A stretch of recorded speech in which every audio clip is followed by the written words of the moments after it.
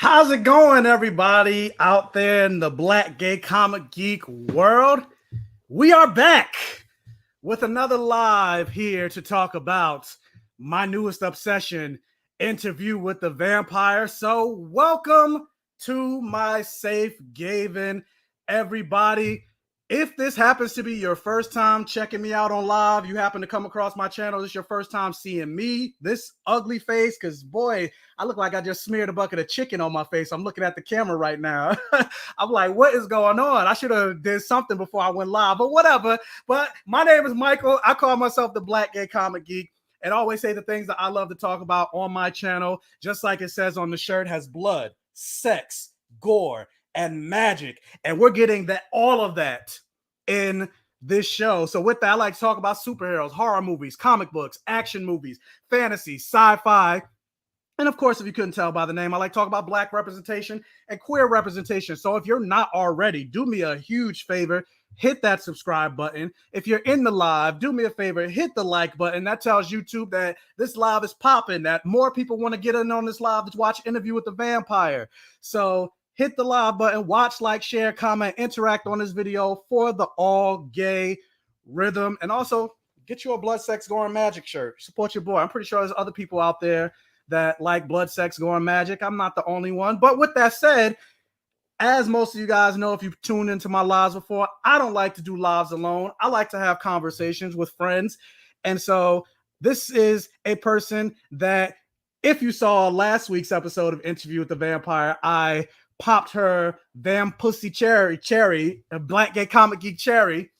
It was her first time on the live, but I know there's mad people on here. So in case you don't know who she is a content creator, a full-time content creator. She does things with Nuvi. She does things with Hulu. She does things with Marvel. She is fabulous. She is gorgeous. She's your queen to be. Let's welcome Amanda, just vibing. I'm here wrapped up in a burrito, but hi, my name's Amanda, aka Amanda Just Vibin', and kind of everything that Michael said. I am a content creator. I also work as a social producer. I've done stuff with Nuvi, Hulu, Marvel, etc., etc. And I'm also obsessed with vampires, and I love this show, so I'm here. Yes, vampires and fruity shit. And oh, absolutely. That's why we could definitely come together and bond over this show. But with that said, guys, so yeah, like I said, hit the like button, hit the subscribe button if you're not. Also, if we're gonna get into episode 5, spoilers, so hopefully you've seen episode 5. But actually, before I get into that, let me point this out really quick, because I got called out on TikTok for something, and I was like, oh wait, I don't think a lot of people know this, but just an FYI for people that may be just watching this show on cable. If you have AMC Plus, you are 1 week ahead of the people that are just watching cable. So I feel bad for the people that are only watching cable. So if you're watching on cable, you are getting episode 4 actually right now. Episode 4 is coming on right now at 10 p.m. Eastern Standard Time. So you're a week behind. So I have somebody in my comments is like, I'm mad you did a review of episode 4 and the only episode 3 is out. I tried so hard not to watch it, but you spoiled. I'm like, no episode. But I was like, you're a week behind because you're watching cable. So yeah, get you AMC. Hopefully you're not watching the chat or watching this video if you haven't seen episode 4 or episode 5 rather. But I just wanted to get that out the way. But with that said, we just started and we already got 40 people in the live stream. Omega Williams, hey, how's it going? iStar Sab, hey, Books, Gers, and Purrs, hey, how's it going?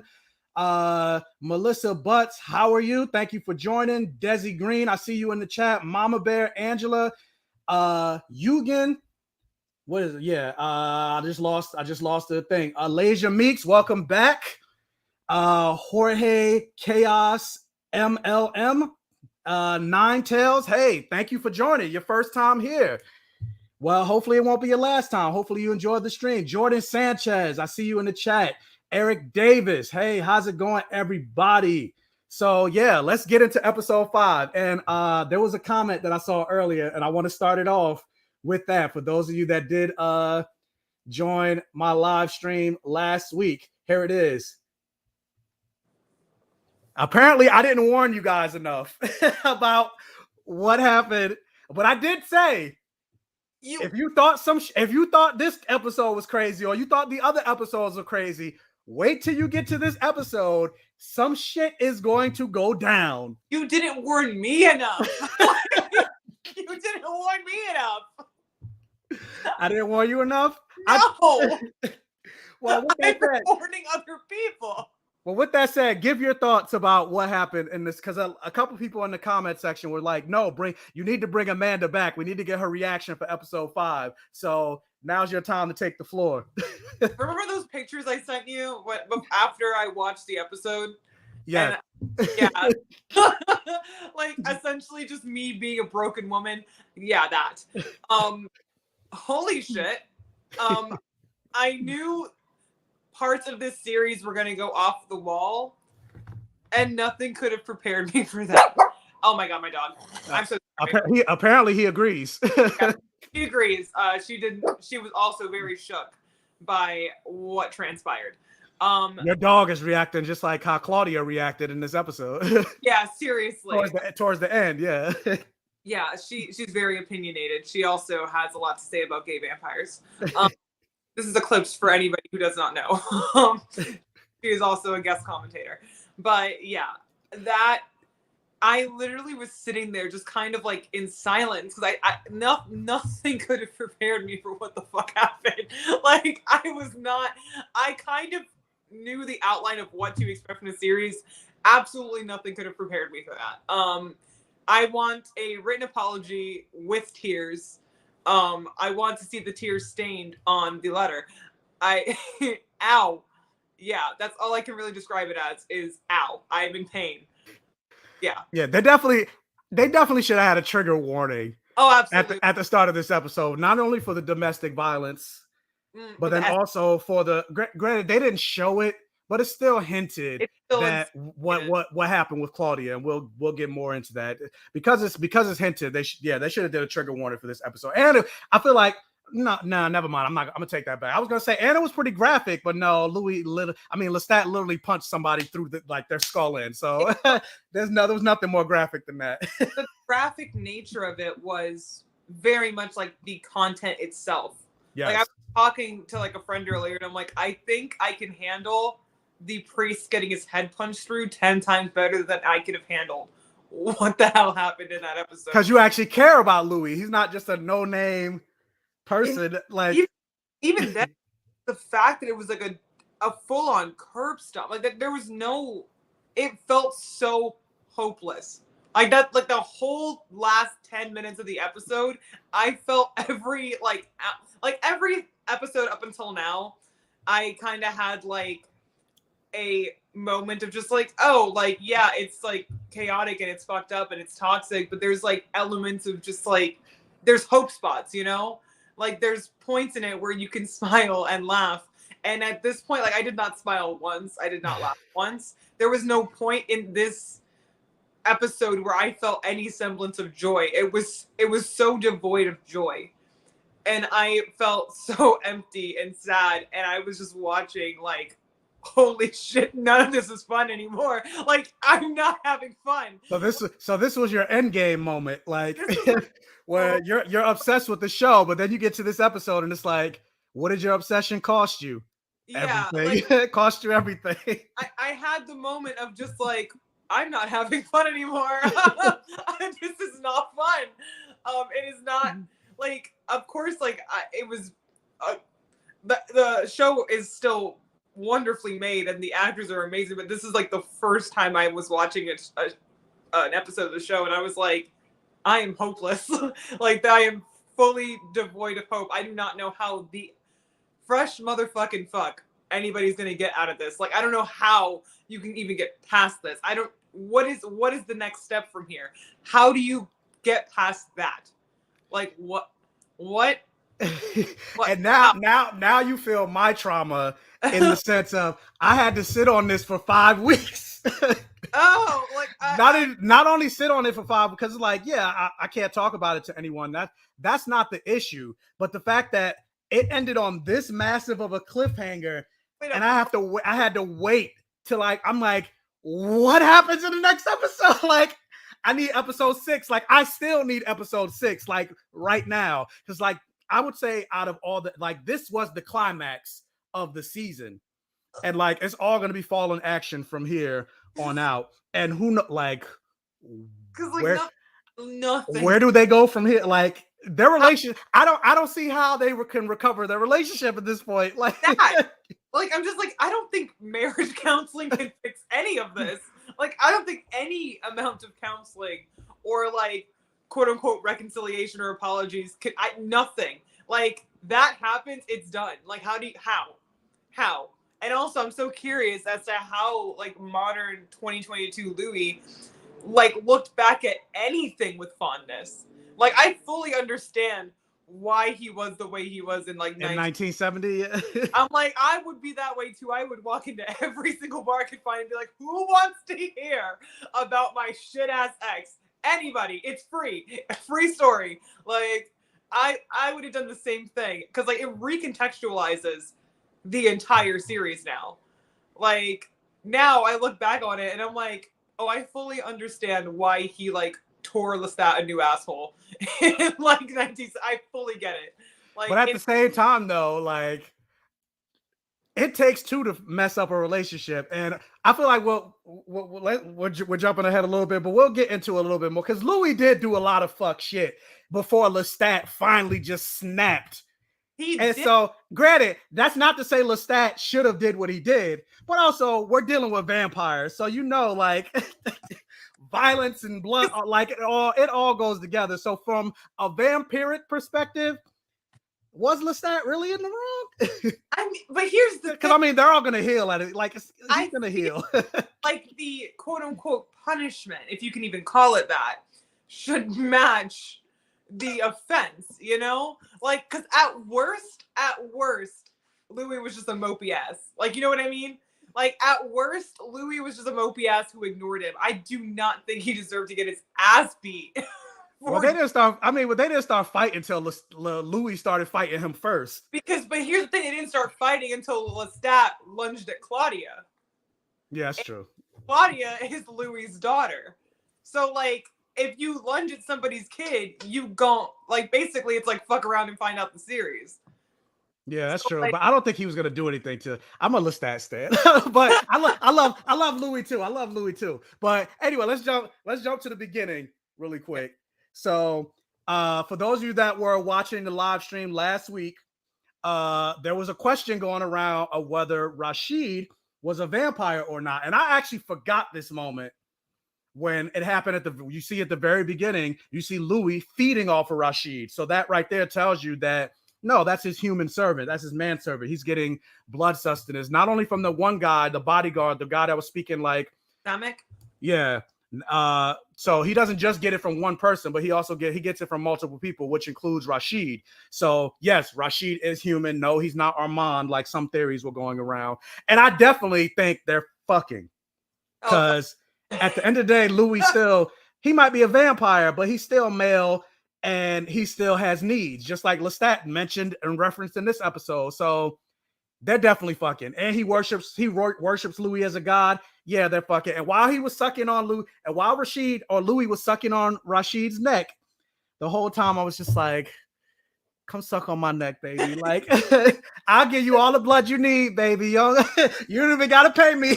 Daniel's reactions were killing me though. Like, Daniel just sitting there being like, and like thinking his questions but not asking them. And yeah, like that was. And yeah, and Daniel was definitely, he was definitely curious about it because he's wondering like, what does he taste like, and how much does he weigh? I love how in particular it was pineapple. Like, yeah. If you know, you know. If you know, you know. If you know, you know. If you don't know, we're not gonna get into it. But I mean, I'm not. But yeah, Google is free. Yeah. But Google, what do you do? Google what pineapple does for sexual references. You spoiled it. But when I was like watching the intro scene, because like people were like, oh, why does he wear gloves? And I was like trying to think of like what a logical reason for him to wear gloves is. I'm like, maybe he's just a cleanly dude. Like maybe he just doesn't want to get blood on his fingernails. Like, you talking about Daniel? No, Rashid. Well, he's also dealing with a lot of ancient tech. He's the keeper of Louis's possessions and things. So yeah, touching a lot of like personal old items, including Louis, and he's like constantly touching food and constantly he probably just doesn't want to get crap under his fingernails. Like that's probably a really simple answer as to why he wears gloves. Somebody did have a question too, that why he made 2 drinks. I forgot, was that in episode 2 or 3? Like at the end of the night that he made 2 drinks for Daniel and like seemingly Louis, even though Louis doesn't he only has like 1 human meal a week. Oh, hold on. Vampires drink from other vamps. Yes, vampires can drink from other vampires too, but they can't gain like full sustenance. No, and they basically, it's more of like an intimacy thing, and power, like what's the word, like to share share power or assert dominance. Yeah, share power, assert dominance, and or like a sexual connotation. So, or like at the end of this episode, Lestat bit him because he said "fuck you." Yeah, basically, he basically drained him of like his energy and his strength, and it was like the kind of final blow of like you can't fight back now, which I have so many thoughts, but like Rashid also, like it's also said that he eats and he gains weight, so vampires are like unchanging, like they always go back to their default setting, and also like if a vampire ate something and you were to drink that vampire, would it actually taste like that thing? You know? Yeah, that's something I was just about to bring that up too. Like him eating pineapples, like would it really affect his blood? Exactly. Like if he were a vampire, if he were a human, kind of like if a human like drinks alcohol and then a vampire drinks that human and they get drunk. Yeah, like what happened with Claudia in this episode. Claudia, but that's the thing. I'm like, why would Rashid eat if he was a vampire? If it didn't taste like anything, you know? And Nine Tails Phoenix is saying, but that was a lot of blood drunk from such a small man. But we don't know how, like, he might not have been taking like big gulps or whatever. Like he could have been taking small sips, which is also why it took so long. He could have been taking small sips, and also like Rashid. Oh no, go ahead. Rashid could have also prepared beforehand too, and like made sure he ate something and drank something. Like maybe Dominic wasn't prepared. Yeah, because that's what I was gonna bring up. Like, remember the other guy? And you saw the blood going down his neck. So Louis was taking more blood from the guy, and he got up and he fell over. But Rashid wasn't. He was still basically coherent. Like you could tell he was weak, but he wasn't falling over. So maybe Louis wasn't taking as much blood.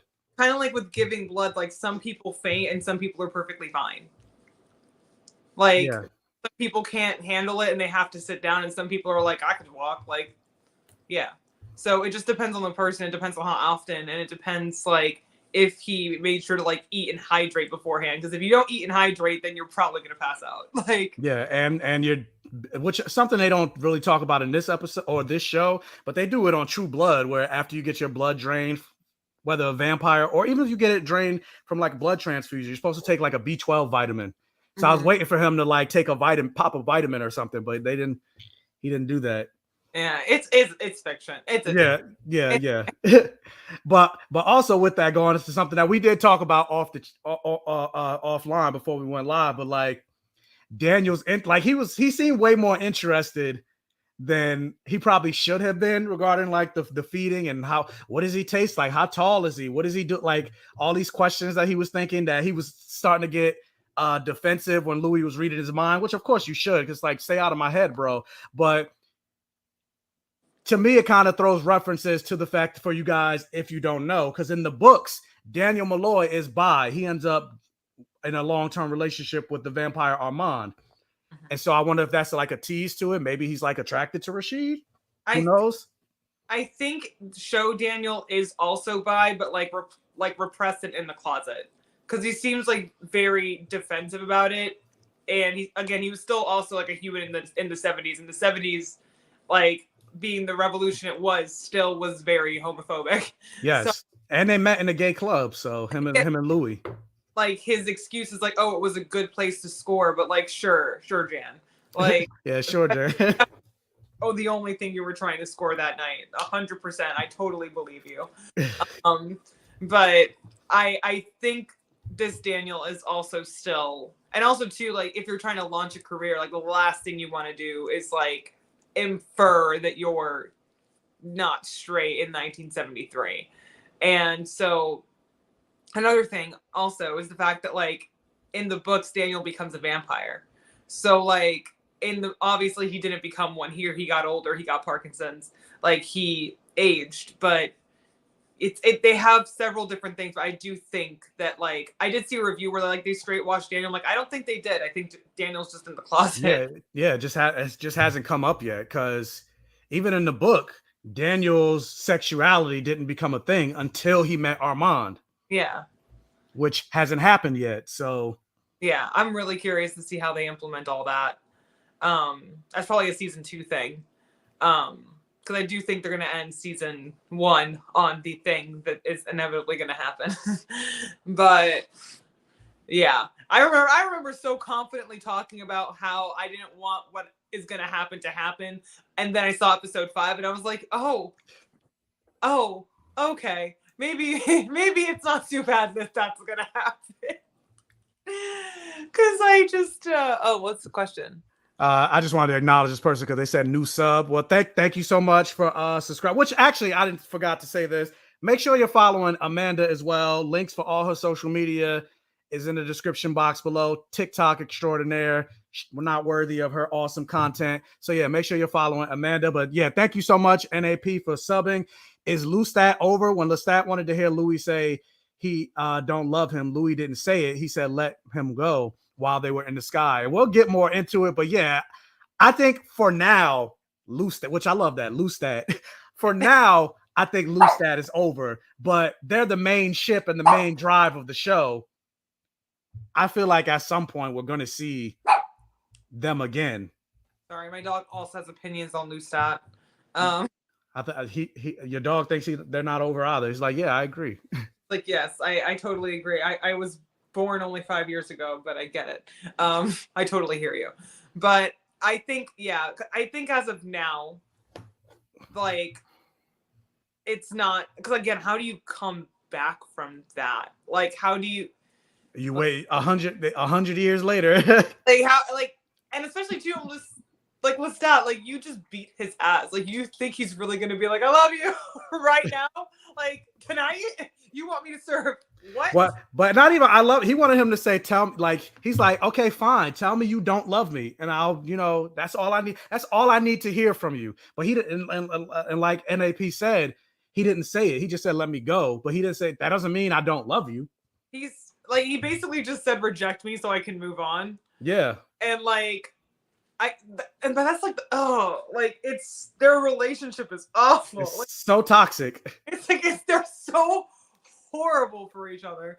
But like, yeah, but it's like, and I love that they're both toxic. It's not just one-sided. Yeah, like Louis even says he's just like, I just made a game out of like provoking him essentially, and because he admits it, he's like, I would say shit to piss him off. Like, I would do it on purpose. Yeah, and like. But then also get pissed off when he's sleeping with Miss Antoinette, who he said, I'll kill her. And he didn't kill her. He didn't. That's the thing. It's just like, and also too, Lestat is a massive hypocrite. They all are, first of all. That's why I said, like, they're all toxic. Lestat was like, oh, Claudia, don't get involved with human affairs. Like, they all end up dead, Claudia. You shouldn't do that. First of all, the reason you're in this mess in the first place is because you were simping for a whole ass human for like a month. I don't want to hear it, right? Like, you stalked and seduced this human, and that is who you're, like, this your man. Like, it for Exhibit A. Human affairs. Exhibit B, you have been fucking Antoinette for years. Like, and Antoinette, last time I checked, was not a vampire. So, which is it, Lestat? Do you fuck with humans or do you not? Like, what is it? And don't come back with the whole she has talent thing. I don't care. She's a human. Like, you can't tell other vampires don't mess with humans, and then you're over here with the no nothing have an ass. Like, you can't. For decade, and like you said, like, he didn't turn her into a vampire.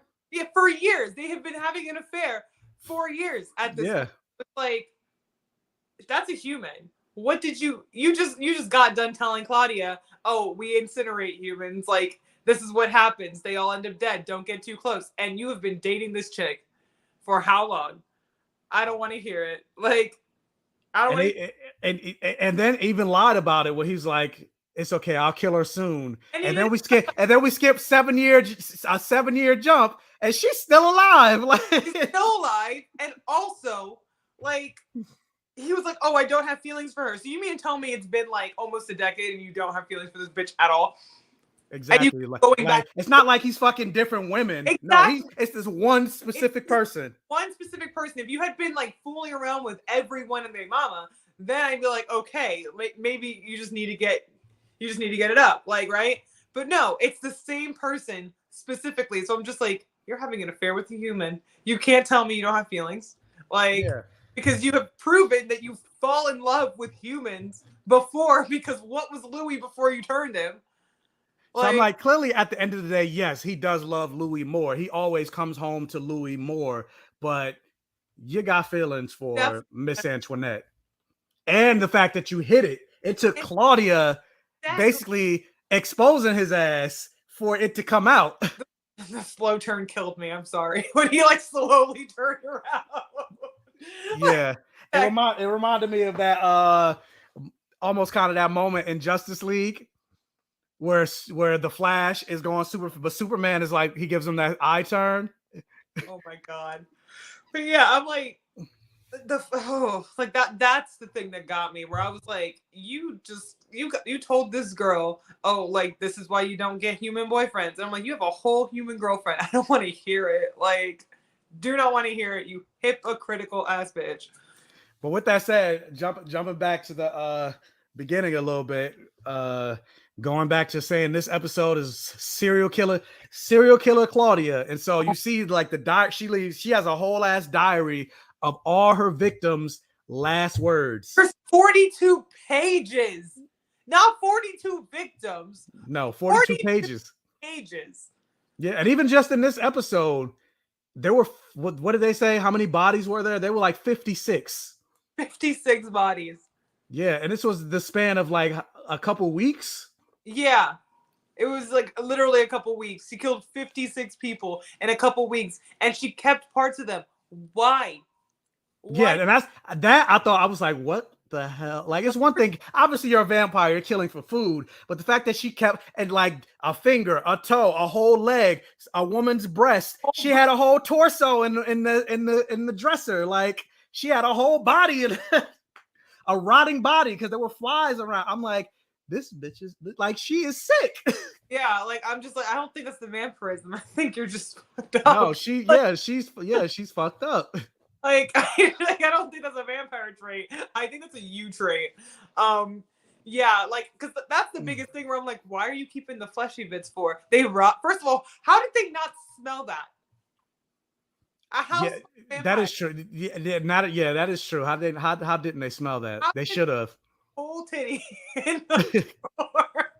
How did not a single one of the vampire? I know y'all have heightened senses. Like, not one of you was like, oh, why does it smell like death in here? Like, who brought home a dead body? Yeah, I didn't even think about that. That's actually a good point. Plot hole. Like, plot hole as fuck. Because like, I'm just like, she left a lot of bits. Like, a lot. Yeah, because it wasn't like it was just one. Like, literally, it was a man rotting in her closet, and they've been in that room. Like, they were literally in the room earlier. So that body didn't just get there. Like, Lestat was hanging out in the casket to scare her. Like, okay, how long was he in the casket? Waiting for her to come home. Just waiting for her to come home. Because that's really funny. I'm sorry. Like, the thought of him being like, I'm going to say it right here. Just wait. Like, it's a very Lestat thing to do. Yeah, but it's also like, you know, the moment you see in any movie or whatever where the child tries to sneak in, and then the parent is just sitting there on the couch and they just turn the lights on. They're like, ah, shit. Yeah, it was the casket equivalent to like turning the lights on. It's like, oh, did you have a good night, honey? Like, yeah. But yeah, how did they not smell that? The house is big, but it's not that big. It's not that big. And they've been in the room. So like, in the room. Like, several. But I just find it funny how Louis is trying so hard to rationalize Claudia's actions. Like when and I love how Daniel keeps calling Louis out. Was like she's a serial killer. He's like, is that how you see it? Put some context to it. He's like, dude, this is her like she's writing her victim's last words. Like Charles Manson wrote great music, but he was still a fucking monster. That doesn't negate the things that he did just because she's a great writer and she's a child, like she's a serial killer. Like also like at the time too, like she was mentally like 20 years old. Yeah. It wasn't just doing it because she needed food and she was hungry. Like she wasn't a kid at that point. Lopping parts off of people and keeping them for what exactly? Because there was like a part in the movie I remember that she had killed a grown woman and she had kept her in a room because she was jealous of like the woman's body. Like she wanted to have the woman's body, and the closest thing that she could think of was to keep that body there and just kind of ogle at it because she'll never grow into that. But this one, she's just fucking nuts. Like, she's just keeping toes and shit. Like, I don't think that's a vampire trait. I just think that's a Claudia trait. And yeah, that was quite a bit. And let me ask you this. So when Daniel was trying to call Louis out about the serial killer, and then Rashid, got to defend his man, got to defend his God. And he's like, you're a hypocrite because you're literally doing the same thing. Like you're writing, you might not be killing somebody, but you're writing the last confessions of a dying vampire. What did you think about that kind of reveal that like Louis doing this? He's doing the interview knowing he's going to be unalived, more or less murdered, like because he's basically exposing vampires. And so vampires are going to come after him because of that. Because about this so-called pending vampire apocalypse that's coming, which I guess is maybe a Queen of the Damned reference. I think so, because they're kind of making like an amalgamation of like all like the spanning series, and they're kind of sprinkling little elements in the first season of it because it's again just an adaptation. But the thing about Louis, and they kind of I listened to the companion podcast on the way to work, funnily enough. That when Louis, before Lestat came to the church and turned him, like his plan was to unsubscribe. Like his plan after he confessed his sins essentially was to end it all. So he was already kind of like broken at that point before Lestat came and turned him. So it's not outside of like the realm of possibility for this Louis to be like, I'm just tired, man.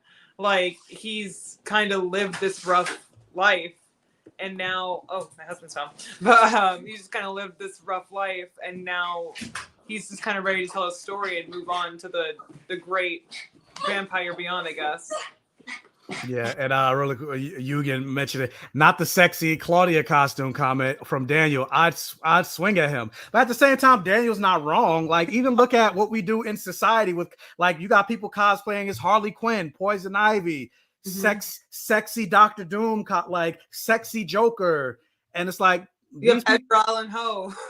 Yeah, like so, people do that all the time. Like we do glorify a lot of times. Like what he said, serial killer. Like even look at what's happening with Dahmer. People saying, "Oh, Dahmer's sexy." I did, or people wanted to get Dahmer costumes. Like it does happen. So like, yeah, once you tell this story, it's not yours anymore, and people are gonna do with it what they will.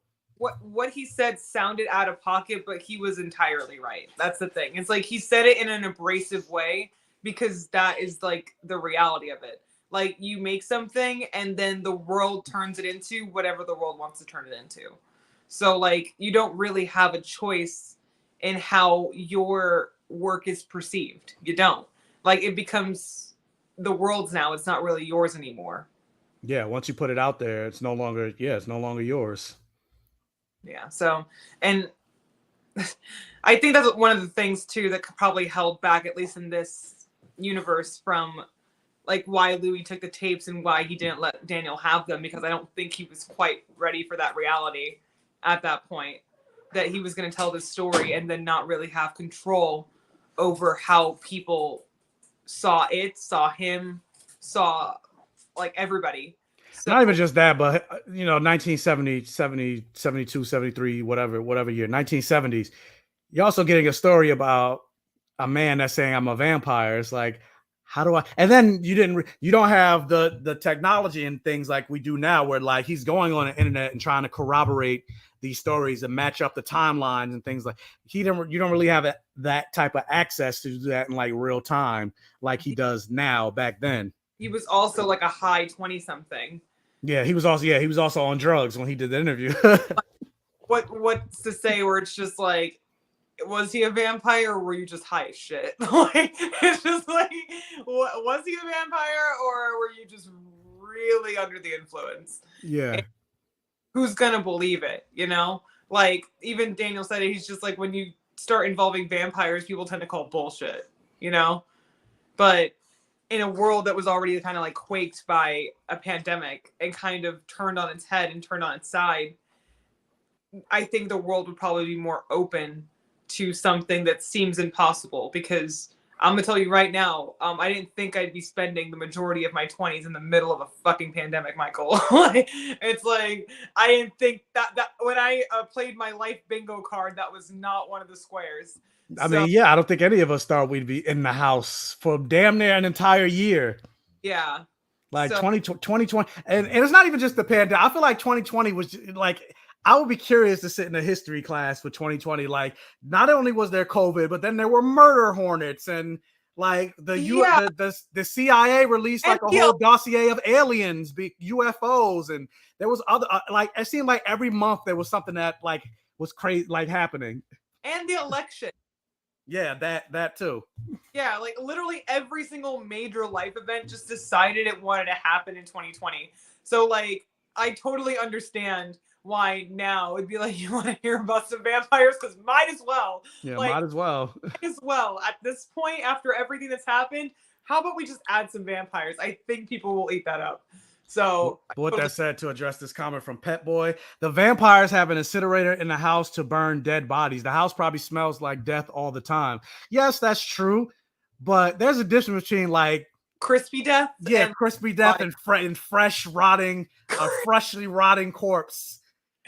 Yeah, I think there's a difference between burnt flesh and like it's rotting. Like one is. I hope I don't ever know what burnt flesh smells like, but one of them is very distinct from the other, I assume. So, yeah. Also, how did nobody notice that?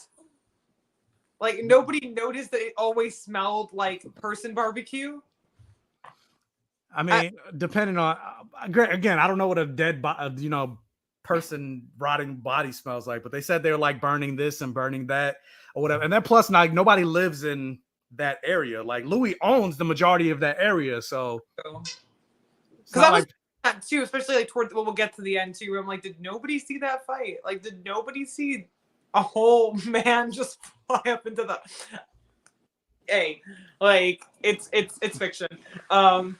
Any questions I have, it's fiction. But they're all in the brothel, so nobody's looking up. Everybody's looking. Even though it was a clear ass sky, like that sky there was not a cloud in the sky. Like, yeah, and also there wasn't like a lot of pollution or like light pollution or anything like that. So I'm just like, absolutely not one single person was walking out the street like having a cigarette and just like looking up and be like, oh, that man is flying. Like, okay, but go off. It's fine. It's fiction. But with that said, so we, talk about I was like, Lestat wasn't fully in the wrong, because when you get back to get jump to the past and you see like Louis is constantly looking for Claudia. He's sending out telepathic signals. He's always searching for her. They're arguing like, let's dismantle her room. Let's travel. Let's go see the world. It's like, no, I'm waiting for Claudia, to the point that Louis was ignoring Lestat, like, and pushing his buttons and not even paying him any attention. And Lestat, even despite that, still for 7+ years, came back home, was waiting for Louis to turn around, would say, hey, Louis, like, I have needs and I'm here. Claudia is gone, but I'm right here and I've been here. I never left. and he's still like ignoring him, reading the paper, and like, so at a certain point, you're gonna snap, because like even when he said, like, I've been here this whole time, the moment she walks in the door, you're gonna leave me? Like, but here's the thing also, where it's like, when like the way that my wheels are turning, at least, because I like episode 5 again, I've rewatched it now 3 times because I have a problem. But and then kind of also looking back at the series, and like, to me at least, episode 5 like recontextualized a lot. And like the way that I kind of looked at it, it's kind of like when, like, say like you have a human family, right? mm-hmm. And one parent is the reason that like your kid leaves, essentially, and you don't know where they are, you don't know if they're okay, they haven't come back, like they're completely closed off to you, you don't know if they're alive or dead, and you are worried sick. And like that's the what I'm kind of thinking about, where it's just like Claudia was Louis' daughter, you know? But she didn't just leave because of Lestat. She left because of both of them. Like that's because of Louis too. But it kind of like pushed her over the edge when Lestat, like, again, I don't think it was too wrong. Like, it was very much tough love, and it was kind of a cruel thing to do, but it's also the human equivalent to, you crashed your Porsche, I'm not buying you a new one. But at the same time, it's like the hypocrisy of it all from both parents. That's the thing. It's like both Louis and Lestat are hypocrites. Lestat's not telling either of them the truth, like not giving all the information. And then both of them are hypocrites. Both of them have done wrong. But it kind of came to a head when Lestat did what he did about Charlie. And then on top of that, just completely like, and I understand going through the diaries of the murder books, but like completely going through, like stripping her of her privacy and autonomy, going through her other diaries. Like, again, not preparing her for what kind of life she's about to have, and being like mentally 20 years old, but physically in a 14-year-old body that will never grow up. It's just completely disregarding how much that can fuck somebody up. Yes. And I'm glad she also called Louis out on that too. Like, you could have taken me to a hospital. You could have given me some. Granted, she didn't say this part, and maybe I don't know if he knows this, but no, he's got to know this because Lestat did it to him. You could have given me just like your blood to heal me. I don't. Is it just? Is it? Can they all do that though? I would assume. I don't know. I would assume so. If they could have, I think he would have done it to Rashid and Damit, but he didn't. They still had. Oh yeah, that's true. He didn't do that for them. Like, and if anything, like maybe he doesn't care about it. Maybe he's just like bleed. But like, he didn't do it, and then I don't think he even asked Lestat to do it. But is it something that can only be done as a result of something vampiric? Because we only see them healed after something, like after being bitten, or after like something of the vampire variety happens, you know? Like, Claudia fully human, would it have even worked on her? You know? Yeah. Like, that's what I'm saying. But I don't know, just based on normal vampire lore, yes. But yeah, that's actually a good point. But with that said, hey, Robbie, follow Double Minority also if you're not. But with that said, he said, do y'all feel Claudia ages mentally or her stuck age affects her mindset? No, I definitely think she ages mentally, but I think it took a while because she was sheltered most of her life, and then when she became a vampire, she was also sheltered, and so it took her running away and experiencing the world and going off to college and reading all these books. Like, you could tell when she came back, it was different. She was different. She was way more mature. She talked more like an adult, like a 20-year-old than she did. She wasn't a whiny little, like a 14-year-old kid that we've seen in the other episodes. So I definitely think she mentally ages. But I also think at the same time, because they did reference that she's going to perpetually be stuck in puberty. So she's still going to have that heightened sense of hormones or whatever. So that's why when she said in this episode, she's like, which one of y'all going to fuck me? Took me out. Lestat is so rude. He is. He's so rude. So rude for what? He's like, oh, you're not really my type. Tactless. Zero tact. None. Absolutely none. So mean. But I definitely chuckled at that. I was like, he's so fucking rude. Like Lestat, like what the exactly. And I'm going. Louis was like, dude, like it's like now. This is not the time for that. Not the time for a funny quip. Like this is not. Read the room. That is the king of reading the room and not caring. Like he knows and he just doesn't give a fuck. Yeah, it goes back to episode 3 where Louis was like, "You need to get better with interacting with humans," and Lestat was like, "I think you did fine." Yeah, you did fine. The callback to like Louis. I think it was like episode 2 where he's crying. He almost like ate his nephew, and Lestat like, "I have concert tickets." Like what? Tactless, zero tact. None. What was it? Sorry to change subjects. Just something I wanted to bring up. Did y'all clock the return of Louis' family musical theme when we're saying goodbye to Grace? I thought it was a really jarring and cool. I didn't catch the theme. I didn't catch the theme either. I probably have to rewatch it. Yeah, I'll probably have to rewatch it, but I did like that. I mean, granted, this is probably the last we're going to see of Louis' family, though, but I still like throughout these first 5 episodes, they didn't forget that element. He didn't just turn into that's like one thing that I don't very much like about a lot of vampire media, in which they completely forget that like they have family members. And like, what do you do when like, again, after 10, 20, 30 years, your relative has not aged? Like, what do you do about that? And they never really touch upon it. They just kind of hand wave it away or have the family die or like have the person move, and they don't address it at all. But this one, like, even Grace is just like, I basically had to just decide that you were dead because I don't know what the hell you are. And you can see, like, she has the gray hair, like she's definitely aging. Yeah, and that's his younger sister. That's the thing. It's like, that's his younger sister. She's already like way past 30. Like, we can assume she was like in her early 20s. Probably because he was 33 when he was made, and that's his younger sister. So. And so he's the oldest, right? Like Paul. Yeah, he's the oldest. And so, like, obviously one of your siblings is, but like the other one like was much younger than you by probably almost a decade, and you're literally still the same, and she's not. Like, that is, yeah. So you would notice after a certain point and be like, hey, where is any gray hair, any other wrinkles, anything else? And then plus, being that this is the early 1910, like, and then religion aspect into it, like she basically thinks he's a devil, like he's a demon. That's why she's like, you're not my I don't know what you are, but you're not.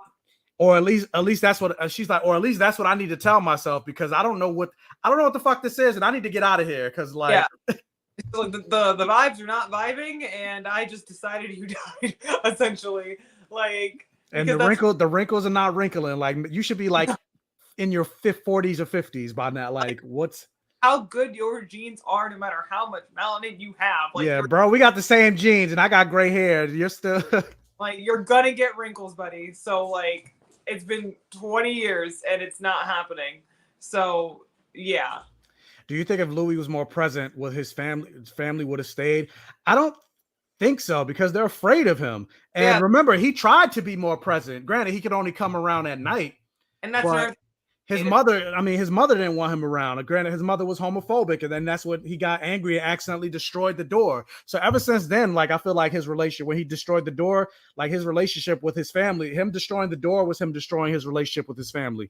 Yeah. And it basically is just like, it closed the door on any progress, because like, even like by that time, like the girls were older and they were like, here comes the ghost. Like, they were already afraid of him, because again, like, he stopped coming around the daytime. He doesn't come to parties. He only comes around at night. Like, he looks fucking weird. Like, the red glasses, and he looks like he just turned into something else. And so, yeah, he just kind of turned into that creepy uncle that we only see every once in a while, only at night for some reason. And nobody wanted that creepy uncle around anymore. So that's what happened. But at least she had the courtesy to call him and let him know, like, for my sake, I'm leaving the country. I'm going up, going up north. But then, state, buddy. I mean, I said the country. You know what? Well, I'm leaving the country. I'm going to New York. Yeah, my bad. She's leaving. It might as well, because like this shows, this part of New Orleans is his own thing. But she's leaving the state. She's going up north, but probably like Chicago, which, the Great Migration. So probably Chicago, around that time, Black people going to Chicago. But not only am I leaving the state, but like I'm letting you know that for my sake, like you're dead. You're dead to me. Like this is your grave, and I'm basically bringing you to your own funeral. She really said, I decided you died, buddy. Like, wow. Like, but I'm like, at least she had the courtesy to call him and let him know, to be like, final goodbye. Like she even kissed him. Yeah, because like he did, like, kind of die, didn't he? Like even though Seth says in like the second episode, he's just like, your body's dying. Your body's dying. Yeah. And so like he did die that like all the way back then in like 1910, and he became something else. And that just Arrow, something else. Well, yeah, like he's not human anymore. Like he doesn't like die like a human. He doesn't age like a human. He doesn't eat like a human. Like he's not human. So that's like, she's not wrong. Like her brother is dead. And I like how that was the scene that basically caused Claudia to come back. She's like, I finally got the answer that I've been looking for all these years. Why did they make me? Yeah. It was to be his sister. It was to be a replacement for what he lost, the family that he lost. And that's it. Because like now my heart hurts, because I remember in like episode 2 as well, where he's just like, I'm never gonna have a family, no sons, no daughters, and then Lestat's like, I'm your family, and he never even really thought of Lestat as his family at all. No, like didn't think he had a family until Claudia, and that's the thing where he's just like, I had a daughter, I had her, she was my everything, she was my light. But it's also kind of weird though when you get to other earlier episodes, and the way he talks about Lestat, like he intrigued me. I was intoxicated by him. I never connected with anybody, let alone another man like him. But how much of that was actual love and affection? How much of it was infatuation and and lust and just the promise of being able to do all these things that you couldn't previously do? Like how much of it is real, genuine, like completely unfiltered love? So that's something I was. So with that, let me ask you: Do you think Louis loves Lestat?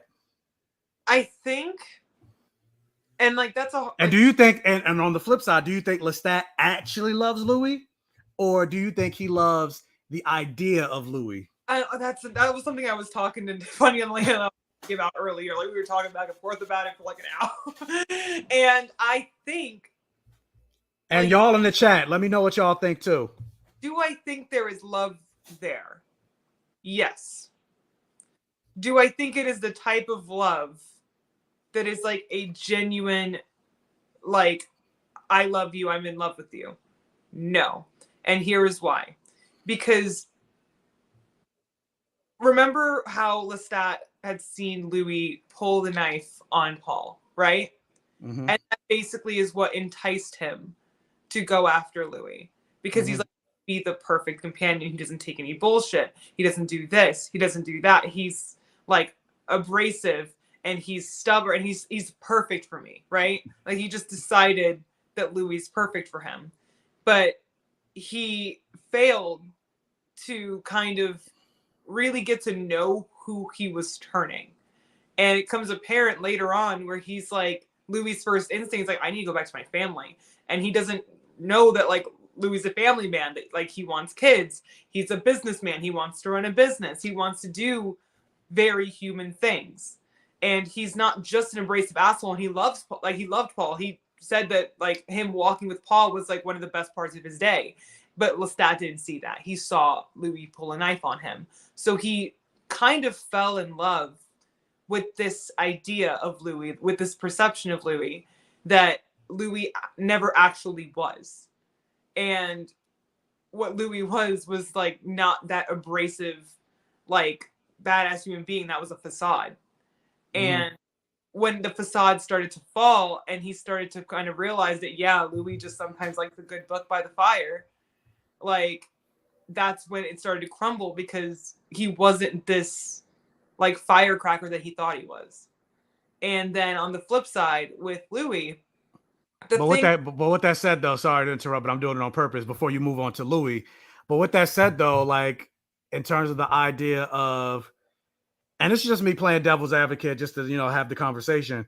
Yeah. But if Lestat, you're saying that Lestat loved the idea of Louis and not Louis himself, they've been together for damn near 20 plus years. You don't think he would have like kind of figured that out and been like, I thought I loved who you were, and I've been with you for all this time, and I'm realizing you're not what I thought you were. I'm out, but he's still trying. He's still coming back to him. He's still like there's still something that's drawing him to Louis, even to this point where he's like anything Louis. Like you could tell, like if Louis, like when even at the end when he was holding Louis up, if Louis just said I do love it or whatever, he's like, please just tell me you don't love me so I can let you go. Like it'll be easy for me because I love you so much. I don't know. So like I'm fumbling my words, but yeah, you get what I'm saying. Pretty big fear of abandonment as well. Yeah, that's true. And that's the thing, like he has a fear of abandonment. He doesn't want to be abandoned, and he even says like toward the beginning, he's just like, we must stay together and never part. And does that mean like till hard times do us part, or like does that mean never part? Because he turned Louis, he did, and Louis always reminds him, is like, remember, you made me, like you did this, you wanted me. And I think even if he did kind of realize that Louis wasn't the person he thought he was, he still felt that obligation that I said we would never part. I said I wanted you, and I'm not wrong. Like that's what I feel like, at least in like my view of this version of Lestat, where it's like it's less so that like, again, do I think there is love there? Yes, I do think there is love there, but I don't think it's the type of love that like moves through change. And that's the big thing about love, is that you have to continue to choose to be in love with the person even though they change. And I think I'm coming from a married person perspective, because I may have not have been with my husband for 20 years, but it's been damn near a decade. And like, people change. You're not the same person you were when you were 17. You're not the same person you were when you were 20. You're not the same person you were when you were 22. Like, people go through cycles, and you have to continue to move through those cycles and like learn with the person that you're with, and not just do it out of spite and just do it because you want to be right, but do it because you actually love them. And I don't know if like either of them have the capacity to do that. And the thing about Louis too is like, do I think there is love there? Yes, but I don't think it's the kind of love, again, that can kind of transcend through the changes of a relationship. Because, again, I feel like when he talks to Daniel about Lestat, and he's like, I wanted to kill the man. I wanted to be the man. And it's just the allure of being able to be as free as Lestat, as like uncaring and just open as him. And it's the promise that Lestat even tells him, he's just like, you can be all the beautiful things you can be, like unapologetically, without problems. And that ultimately turns out to not be true. Like, that's the thing. It's like all those proposals, promises he made in that church all turned out to not be true, because he's through racism. He's still lost his family. He's still lost his business. He still has to go through all these terrible things. People are still homophobic. Like, all those things didn't magically disappear because he got with him, but he thought they would in that moment because he was vulnerable and he had lost everything already. His mom didn't want to talk to him. His brother was dead. Like, everything was falling apart around him, and the only salvation he saw was this man that promised him the world, and it all turned out to not even be true. So on the flip side though of that, so you got that version of, you got this current or 1910s version of Louis that maybe doesn't necessarily see Lestat as family or soulmate. We haven't necessarily technically heard Louis say I love you to Lestat yet, but then I'm wondering what changed in the current version, because again we talked about like the first interview. And granted, I guess we'll find out, but this is just, to speculate and spitballer, because there was one of the questions, do we think this is the end of Lestat? So like, what in Louis in the current times kind of recontextualize the relationship back, because he's talking about this current time, and even Daniel was talking like, you're talking about this man like he's your soulmate, like he's the one person for you, and it's like abuse. And he's like, I wasn't abused, even though we literally see him get his ass beat. He literally got his ass beat. He was abused, but he's saying now through older eyes, an older vampire, he's like, I'm not abused. So like, what do you think? I don't know. Like, what is that? I was like, is it denial? Is it like, because again, like he hooked you like a fish and dropped you out of the fucking sky, dude. Like, I don't know what else. Literally, he's grabbing him by his neck, like he had his fingers in his throat. That whole scene, that the blood trail. Like, yeah, no, I had to pause it and take blood, sex, gore, magic. So I was living for it. I was like, oh, I'm loving this, all this bloody. I was like, oh my god, like the house is destroyed, like everything's destroyed, my heart is destroyed. So like, I'm trying, because I remember last week when we like talked about episode 4, I said that Louis was in his Taylor's version era, where like for example, like if you hear like don't cough. I was, because it made me laugh. Say, yeah, Stockholm syndrome. Yes. Because like, because if you listen to like the first recording of Wildest Dreams by Taylor Swift, it sounds very raw and like she's still hurt and it's like very still fresh. And then you listen to the re-recording a couple of years later and it sounds smoother, like she's recounting a memory. And I'm like, oh, he's in his Taylor's version era. And then this episode happens and I'm like, I don't think any amount of Taylor's version can like squeegee what just happened in front of my very eyes, because he hooked you like a fish and then dropped you out of the sky, bruh. What else is that?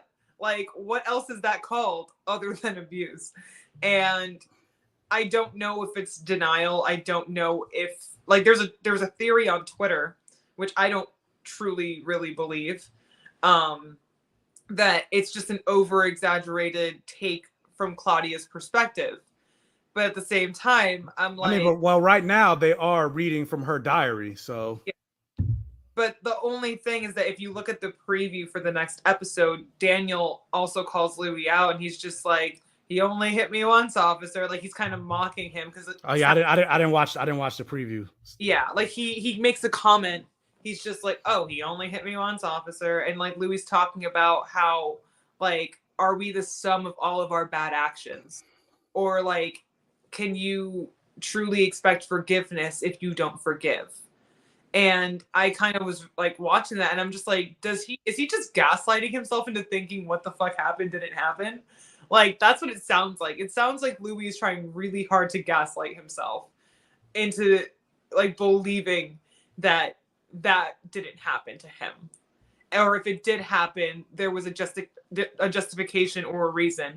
And I'm one of those people where I'm like, I feel like the quote unquote punishment should match what happened. Like, again, at worst, like Louis was just a sad, worried dad that was kind of bitchy sometimes. I do not think he deserved to get his ass beat for like being a sad, worried dad who was a bitch sometimes. Because like at the end of the day, like Lestat lunged at Claudia first, and he knows, like, and that's the first time too that Lestat also directly went after somebody that Louis said that he loved. Because if we noticed before, Lestat didn't touch people that Louis loved.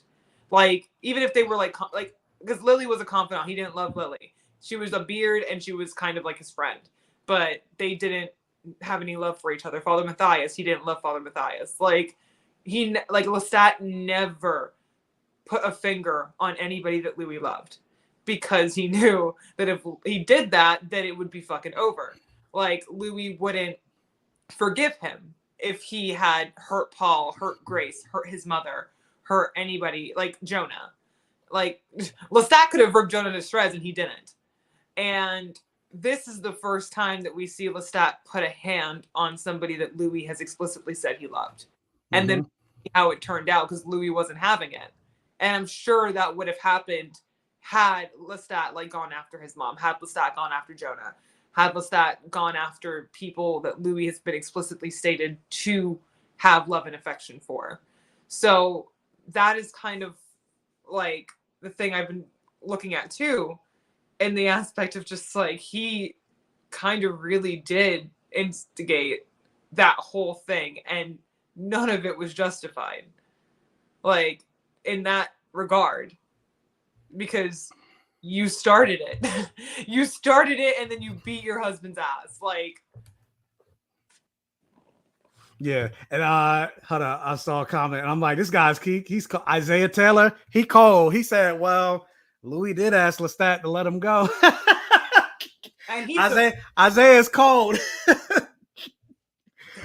But I will say, I mean, Louis will heal. He's a vampire. He will heal, but it's still like, yeah, and human heal too. Not from that. Well, yeah, but like human equivalent, you know, like you heal from a punch in the face, but like mentally, like mentally you're fun. That's why I'm like, I mean, it's a television show. They're gonna recover from it because they are the draw of the show, but. I don't think it's gonna happen anytime soon. Somebody asked on Twitter if Louis died. I'm like, does he look dead? Like, does he look? Louis, is he dead? I'm like, he's giving the interview. Like, how's he giving the interview if he's dead? He's like, did he die? Yes, he's gone, guys. Like, but speaking of actually, before I get into that, really quick, guys, I just want to say we are 65 people in the stream right now. Thank you so much. I think this is actually the biggest live stream I've had since joining YouTube. There were actually 70 people in here earlier, but it dropped a little bit. But that's fine. It's still the biggest live stream I've had so far. Thank you for joining us. Thank you for joining me and Amanda. Thank you for loving the conversation about gay vampires. Do me a favor, if you haven't already, hit the like button in the stream. If you want to, as you can see the scroll going down at the bottom, if you want to support the channel or get a comment or question out to us that I might have missed, because the comments are flying on this chat, and also to support the channel, if you want to leave a super chat, it's not expected, but it's greatly appreciated. You know how to say closed mouth don't get fed. But anyway, let's get back into the conversation. What I was saying about, speaking of somebody dead, person I thought might have been dead or unalive was Daniel when he slapped Louis.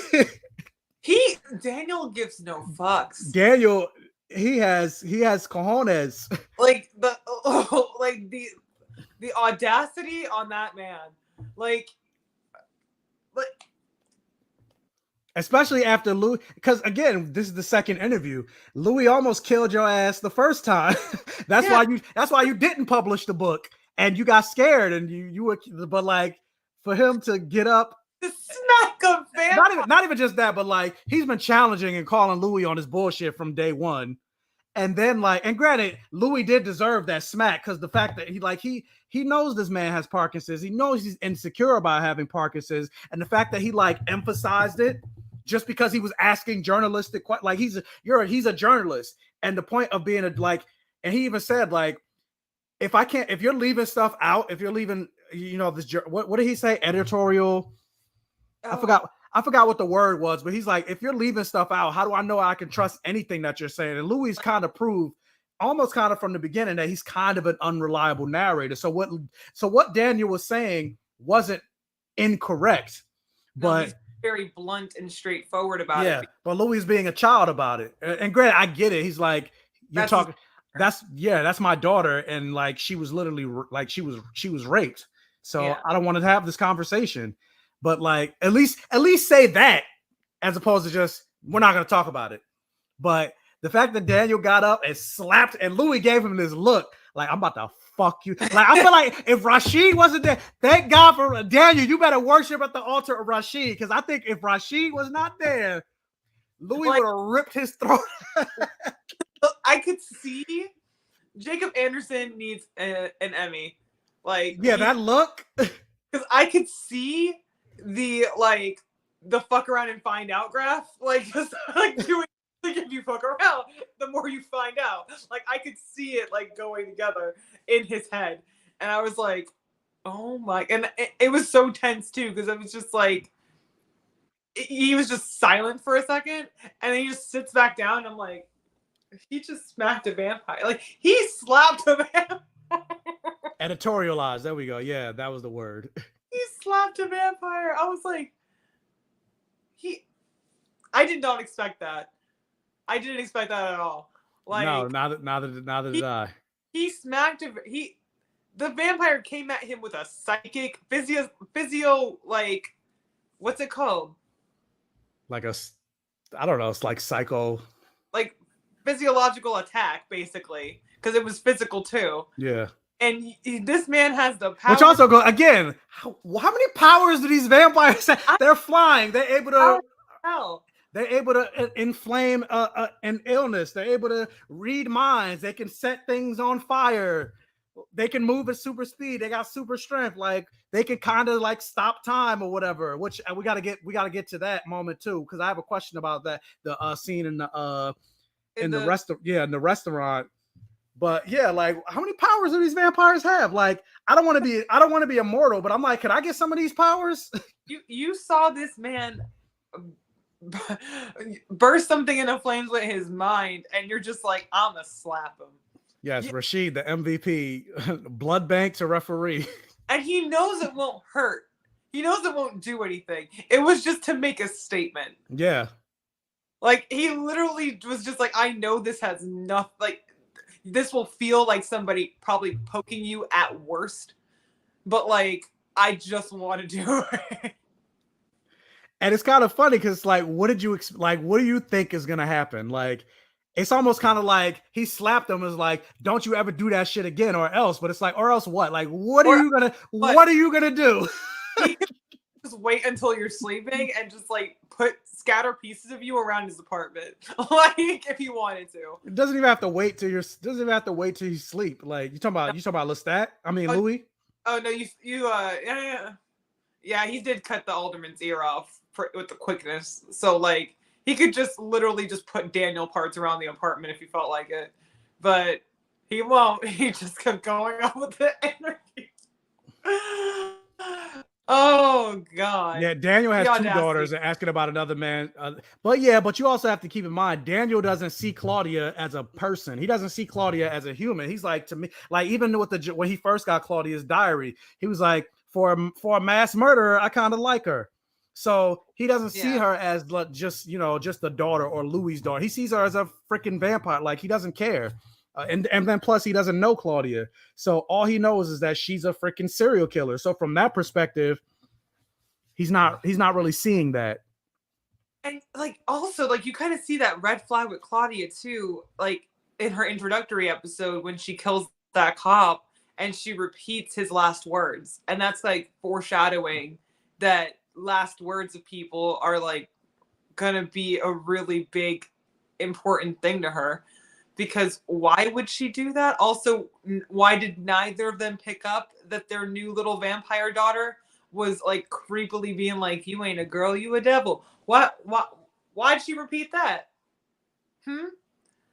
Like nobody kind of picked up on the fact that like this one was a little bit. Also, when Lestat. But even then, like it's like what do you do? Like it's too late. Like it's a gift that has no receipt. Like you turned her, now you're stuck with her. Like, and then when Lestat turned her too, and she looks over at Louis, like, you got something you're not gonna have? Like, you just got turned into a vampire. You do not seem to give a fresh funky fuck. Like, you are just like, oh, nice house, strange men, huh? Cool beans. Remember, she was actually a kid at that point, and so all she knew was like, it's like giving a kid like.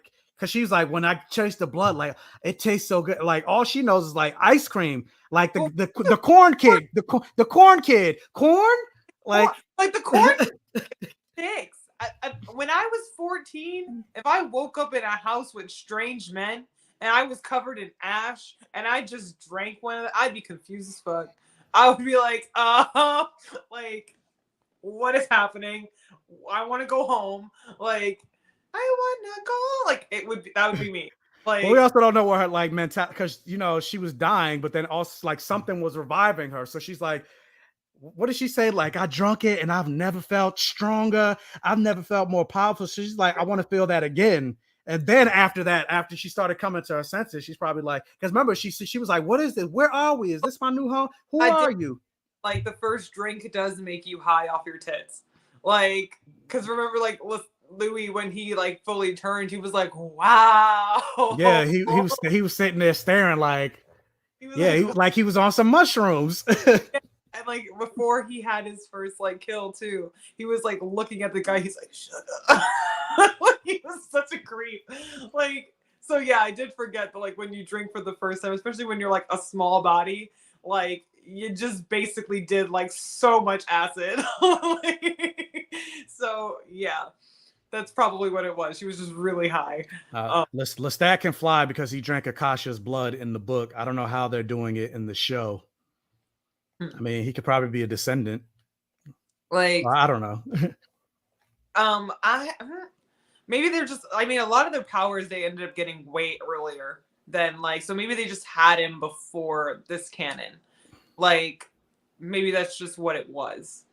But oh my God. Somebody else said Daniel was pissing me off how rude he was about the sexual assault details. He didn't need to know about that. He had like 20 diaries of details. He was doing too much. I mean, but yeah, like I said earlier, he doesn't see her as a human. Like, yeah, it might have been sexual assault, but he's like, it's sexual assault on a vampire and a mass murdering vampire at that. Like, I don't care. And then also not even just that, but I feel like as a person that's, you know, as a journalist, he's trying to get the full story. If you're trying to write the story, like I need to know what happened. Like it's not even just about the sexual assault. Like, oh, I need to know all the details of the sexual assault, but like because we also don't know if it, granted, we're guessing because we didn't see it. And of course I'm assuming it happened, but from Daniel's perspective, he probably doesn't know if it was sexual assault. He's wondering like, what happened? Did she escape? Did she maybe kill him? Like what happened?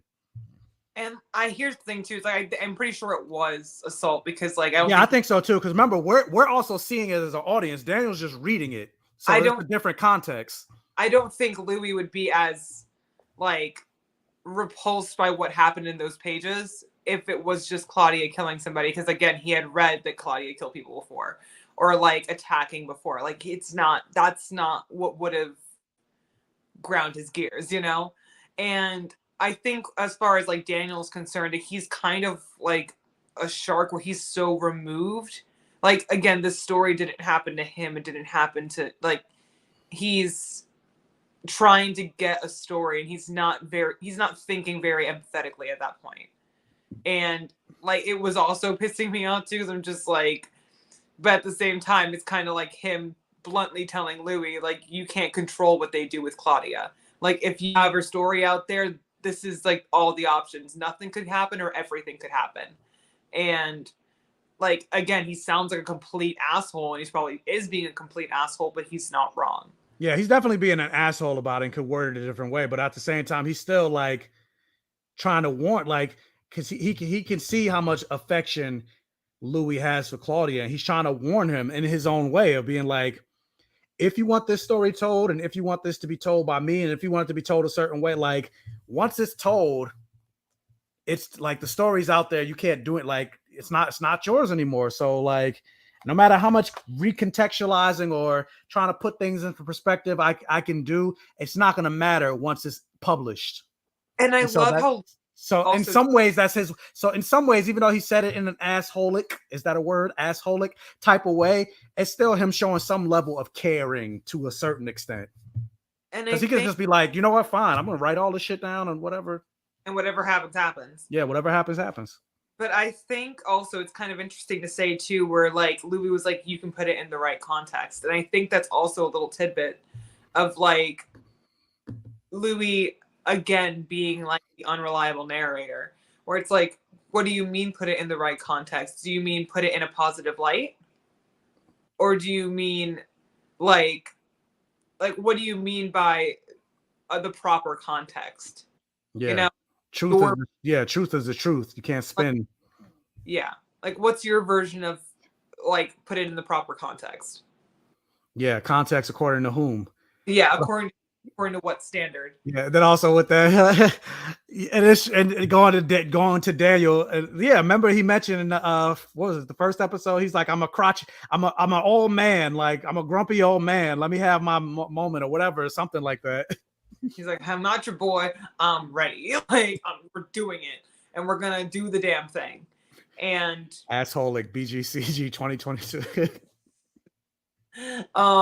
I think that like with that too, where it's just like even Daniel's kind of like, it sounds like you're giving me the rehearsed version, and then who's the like, and it's even Daniel says like, I don't think Claudia would tear out the pages. It doesn't seem like something she would do because she put everything in her diaries, everything. Also, I did the math on one of them because I got very curious when she said it was a $3.99 diary. And I'm like, how much is that in modern times? They got her like a $70-something. I was like, that's a lot. Yeah, I was gonna say that's a lot of money back then. They gave her like an almost $100 diary. Like, holy shit. But they were like, they're rich. So that was a fancy ass diary, girl. Like, even though it looked like, and I guess maybe, you know, paper is not as cheap as it is back. I don't know. I could be making that shit up. Paper's probably not as cheap as it is back today as it was back then. So having a diary was probably expensive, but I don't know. Because I mean, when you look at it, it looked like a regular ass. Yeah, but I'm like, it was a $74 or something. I was like, they got Claudia this expensive ass diary. Oh wow. And more than one. Several. Like she had like hundreds of dollars worth of diaries. That's fun fact. If you wanted to know how much $3.99 was in 1922, it's $74. But inflation, everyone, America, capitalism. But I that's the thing too, is like Louis ripped out the pages. Like Louis ripped out the 4 pages that wasn't Claudia. Yeah. So, and more than likely, because and Daniel said it, like you probably have them memorized, like yeah, because he's read them all, and that that also just kind of reinserts into the plot that yeah, he kind of decides what he wants to include and what he doesn't. Yeah. So, which also, goes back to Louis being an unreliable narrator. And it's also implied, too, that he didn't tell Daniel about the end of episode 5 in 1973. And I wonder why. Because remember, back then, he was like basically raking Lestat through the coals. He was trying to look bad. And he was insulting him and acting like he was stupid and all these things and like he hated him. And like, it's a wonder why he wouldn't include probably one of the worst things that Lestat supposedly did. And not only just that, but he also didn't give him the diaries of Claudia in 1973. He cut her out, which is not something that happened in the books. He told Daniel about Claudia in the books in that 1973 interview. So, which I was going to say, so it makes me wonder, did he bring up Claudia in the interview? He just didn't go into this much detail. Just said, yeah, we had a daughter or whatever, and gave maybe something, but then no, this one is actually diving deep into. I don't know how he'd be able to tell, because I don't know if he seemed like shocked that Claudia existed. He was just like, where was this in 1973? So I don't know. Yeah, but he also comments too. He's like, oh, you had a daughter. And it's like, wouldn't he have known he had a daughter back then? Oh, yes. How do you tell the full story at all without Claudia? How do you get to that point without Claudia? Because Claudia was essentially the catalyst for why what happened. Yeah. How do you get to that point without her? Which is why I was saying, like, maybe he briefly mentioned it, but didn't just go into detail. I don't know. But let me address this comment really quick. Desi Green, did you think the SA was needed in the story? It seemed cheap to include this and remind the audience even powerful female creatures can't escape sexual violence. I'm gonna let Amanda take the lead on this. So the way I saw it, because I kind of knew very quickly where it was going as soon as I saw the book, and I was like, oh fuck. like I just kind of had like that moment. Is there a real world parallel to this? Yes.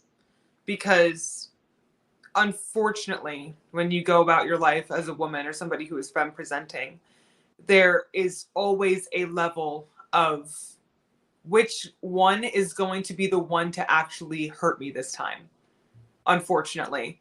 And funnily enough, I had like this experience going to Target today, in which I was in my car trying to just get my stuff together and put my like phones back in my purse and get going. And this man rolled up to me in a scooter and he knocked on my window. And I just had like this fight or flight moment, and I just like put my car in drive and drove away, because you don't know if that's the person that's going to try to fucking kill you that time. And it's just a very unfortunate real world reflection where it's like, again, it kind of just does it reminds you that she still is in this younger, vulnerable body, and she's still not physically stronger than a lot of people. Like, and here's the thing too, it's like maybe to human men, but not vampire ones. And do I think it was completely necessary for the story? No, I barely ever do. But as far as like the real world equivalent and the real world mirror that it has, that even if you have all the protections, all the power in the world, everything that's supposed to defend you, sometimes it's just that one person you decided to trust. And it sucks because you never know. You never know if that's going to be the one person to actually fuck you over. And it's a sad reminder. As far as the plot, do I think it was totally necessary to tell the story? Not really. I don't know why they added it. Maybe they added it to teach that lesson. But as far as like a woman watching it, like you can kind of really look at it and be like, oh, yep, been there. Thought you were talking to somebody nice and it turns out they're a fucking creep. Like it happens more often than you would think and more often than it should.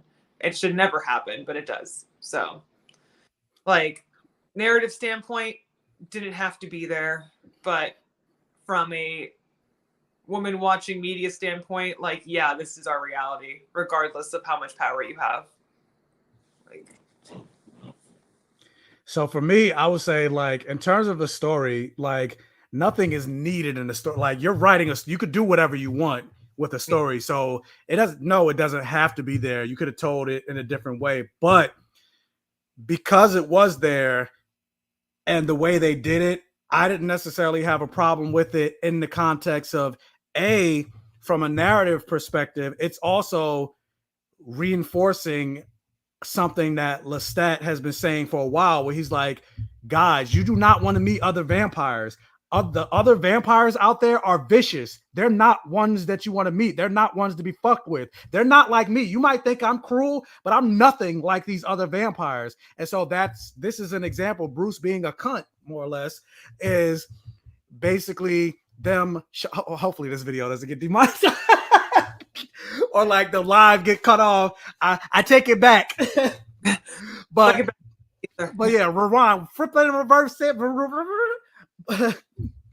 But Bruce being an asshole, I can say that Bruce being an asshole and seeing that, like, reinforces that idea that Lestat was right in that aspect. And then also on the flip side of that, like in terms of like what I say in the way they handled it, I didn't have a problem. We didn't see this. Thankfully, like it's not like Game of Thrones or like all these other shows where they're constantly showing you the sexual assault. You're constantly seeing women get raped in media and things like. At least this show had the wherewithal and was smart enough to say, okay, this happened and we're showing it happen and we're saying it's important that this happened and we're making it part of the story that we're telling, but we're at least not going to show it. Yeah. And I do appreciate that they didn't show it, that at the worst they did insinuate, because like, again, it is kind of tiring to like look up and constantly see like the most horrendous thing all the time just for entertainment. That's the thing. It's like at a certain point where it's like, how much of this are you doing to portray this awful thing and how much are you doing because you just can? And that's like the part too where people are like, oh, so we just shouldn't show bad things. It's like, no, you should probably talk to people about how, because like, I'm sorry, but like a 5 to 10 minute long grape scene is not it, buddy. Like, and not only just that, but it does reinforce this idea of grape culture, because they constantly show it with regards to women or female presenting people. They show it about men. But yeah, they don't really show it. They don't really show it about men. Like, even though male sexual assault, male rape is very high, especially in the military. Yeah, and it's like, if you really, but that's not sexy to see, like, you know, but showing like Daenerys be, you know, because, you know, Emily, why am I drawing a blank on her name? Because at the end of the day, we know it's fiction, but see, you still get to see like her naked, and, you know, that's sexy. That's, you know, again, reinforces rape culture, but you're not going to show it with, like, I don't know, Henry Cavill or whatever. The time I ever saw it happen was in Outlander. That's the only time I ever saw a man, like, on screen get, yeah. That's the only time I saw it. And even then, like, it's still like it's still horrifying to watch. Like, out of all, it's kind of like this, where it's like people are like, oh, that you just can't handle certain things, and I'm like, I can handle the priest getting his head punched through because that doesn't happen. But domestic violence happens. Like, domestic violence is a thing. And people beating their spouses is a thing. I'd be hard pressed to find a vampire who would punch through somebody's head, Ben. Like, you know, like, that was my favorite. That was my favorite. Well, no, the ending of episode 1 was my favorite part. But when he punched, I was like, "Ooh, yeah!" Again, blood, sex, gore, magic. Like, there are certain things where it's like they hit closer because it's like it's something that you or your mom or your dad or your friend or your cousin or your coworker could go through. And the fantastical, when you remove the fantastical element, it is trauma, you know? Like, it's not just two dudes scrapping, like, it is a domestic issue. So that's how I kind of feel about, like, a lot of, even in fantasy, where people are like, oh, you just don't want to see these things portrayed. And it's like, no, just do it in a way that's, like, not tactless, you know? Like, yeah. Why are you trying to, like, titilize the audience with Emilia Clarke's boobs when the character's literally getting assaulted? Like, that's not okay. Like, nobody should feel sexy here. And you know damn well for a fact they try to, like, frame certain things as such. And that's where I'm like, okay, I draw the line, which is one of the reasons I haven't watched Game of Thrones. So, like, it's just, yeah. And as far as, like, this series, again, like, I am grateful they didn't show it. However, it's one of those things too, where it's like, I know you said it's like, what's the point of anything in a story? But at the same time, like, I know they changed a lot of stuff from the source material. I know that not everything's the same. I know they added and subtracted, but I feel like this thing happens often with female characters where it's like, you don't know how to quote unquote toughen them up. So you have to get them great. Like, they can't ever go through just like something else, you know?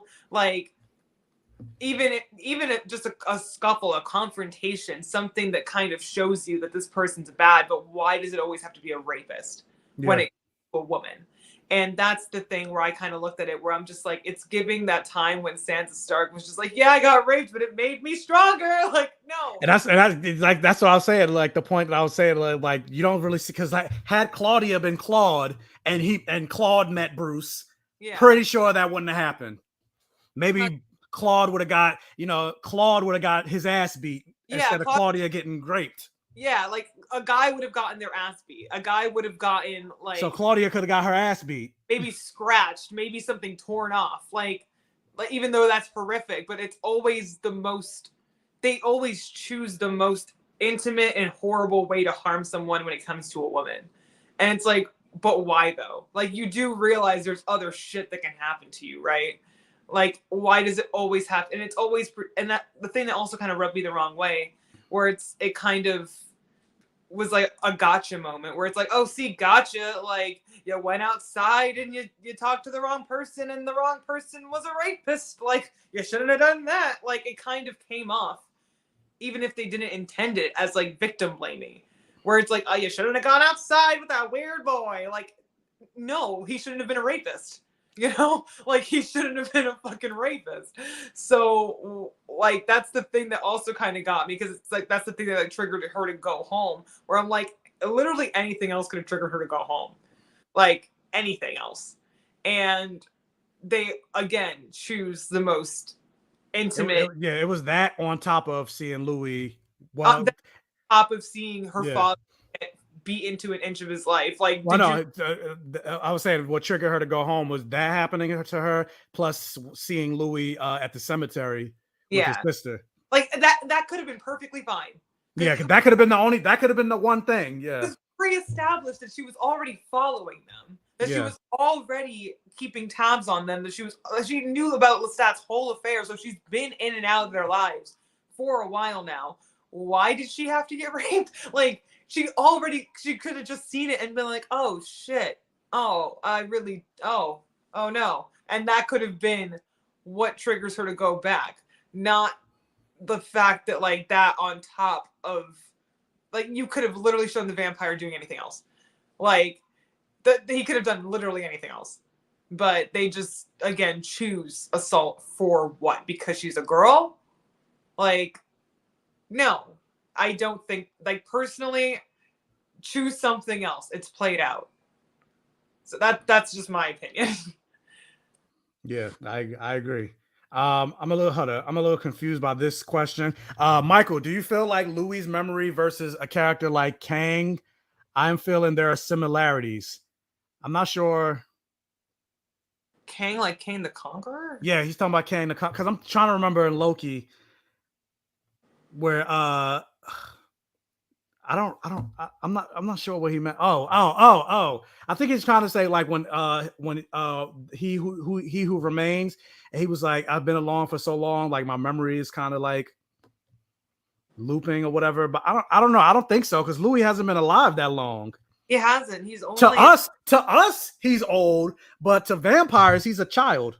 The baby. Like like he was turned in 1910, which means he's been a vampire for 112 years plus being 33, so like 150 ish. Yeah. But I don't think it's that him having a bad memory or like because he's been alive so long. I just think he's an unreliable narrator. He's changing it based on his whims, based on how he feels at the time, not just how he feels, like probably even from like day to day, because like you see how pissed he gets after like Daniel smacks him. So and then you see the story kind of reflect that, where like it gets progressively worse and worse. So I think it also depends on like his mood, like how he's feeling. Like when he's pissed, it's gonna reflect in how he tells the story, as well as like adding Claudia's POV, because we see in episode 4 just how like upbeat and chaotic and fast-paced it is, kind of like the mind of a teenage girl, and it's not very melodic and romantic and like this flowery thing as over 150-year-old vampire would tell it. Excuse me. And so the thing about that too, like I'm just trying to also, because this episode was a combination of Claudia and Louis' POV, kind of, where it was Claudia's diary, but also like Louis talking, because Daniel was just like Louis was like, keep reading, and Daniel was like, keep talking. So it was a combo. Yeah. And I think that also reflected in the way that the flashbacks played out too, because we got chaos, but we also got melancholy, and it was kind of a combination of how Claudia and Claudia and Louis tell their stories. So I'm really curious to see if we have either another POV shift, or B, like what happens like after all of that. Because I mean, there's still a lot of diary. Like we saw him open up a diary for like 1947 or something like that. So 42, 41, like something. Yeah. Like so that. So it may stick with the diaries or a combination of both.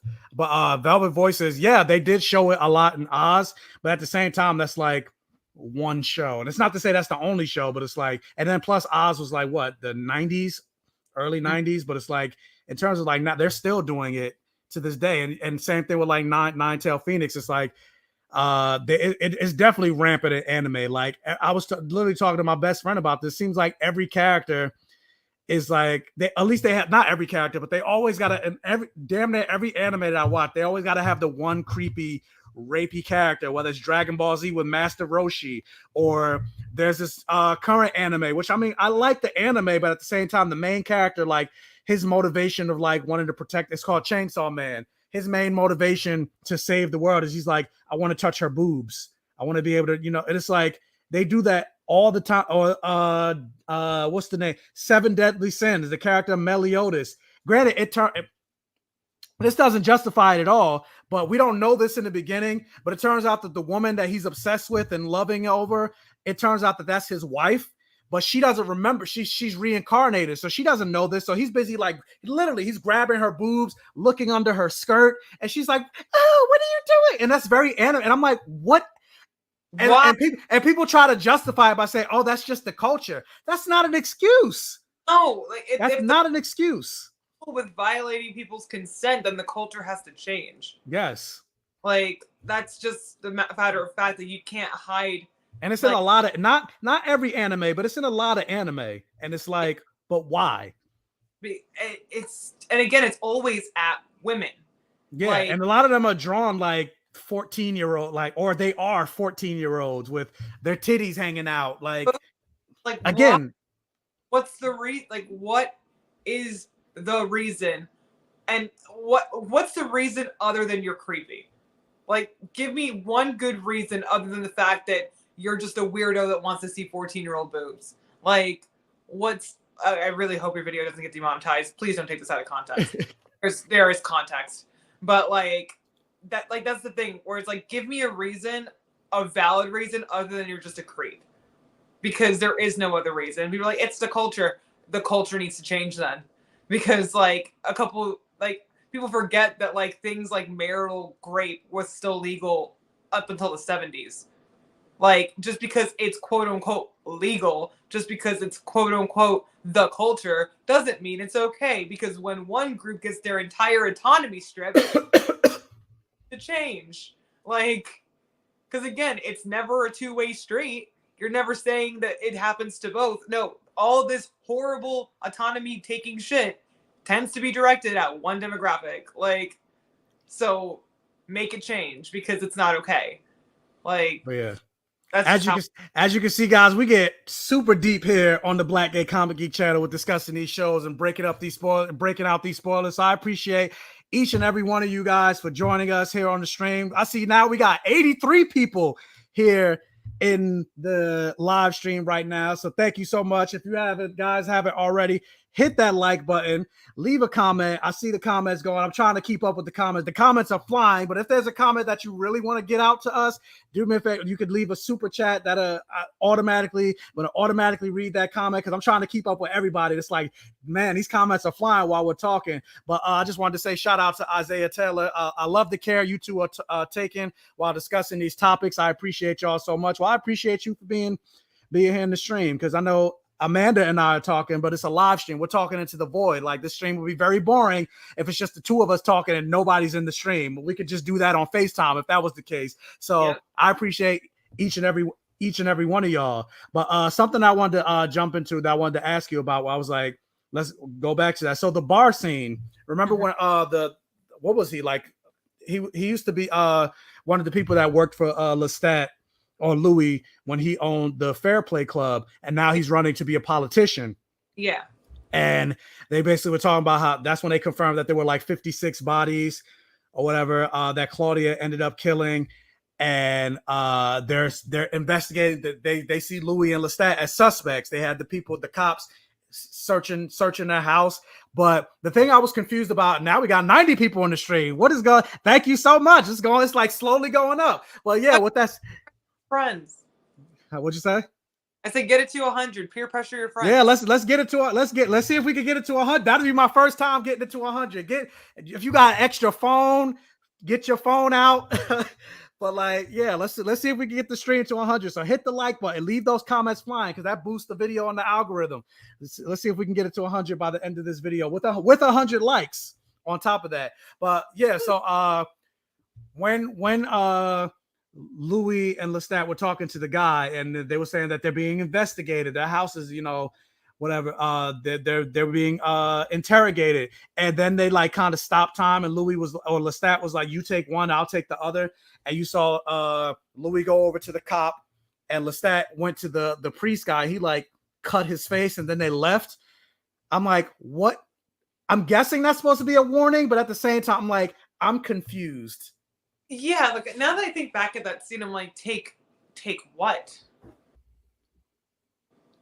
Like, who? I'm assuming he meant like, I'll handle this guy, you handle the cop.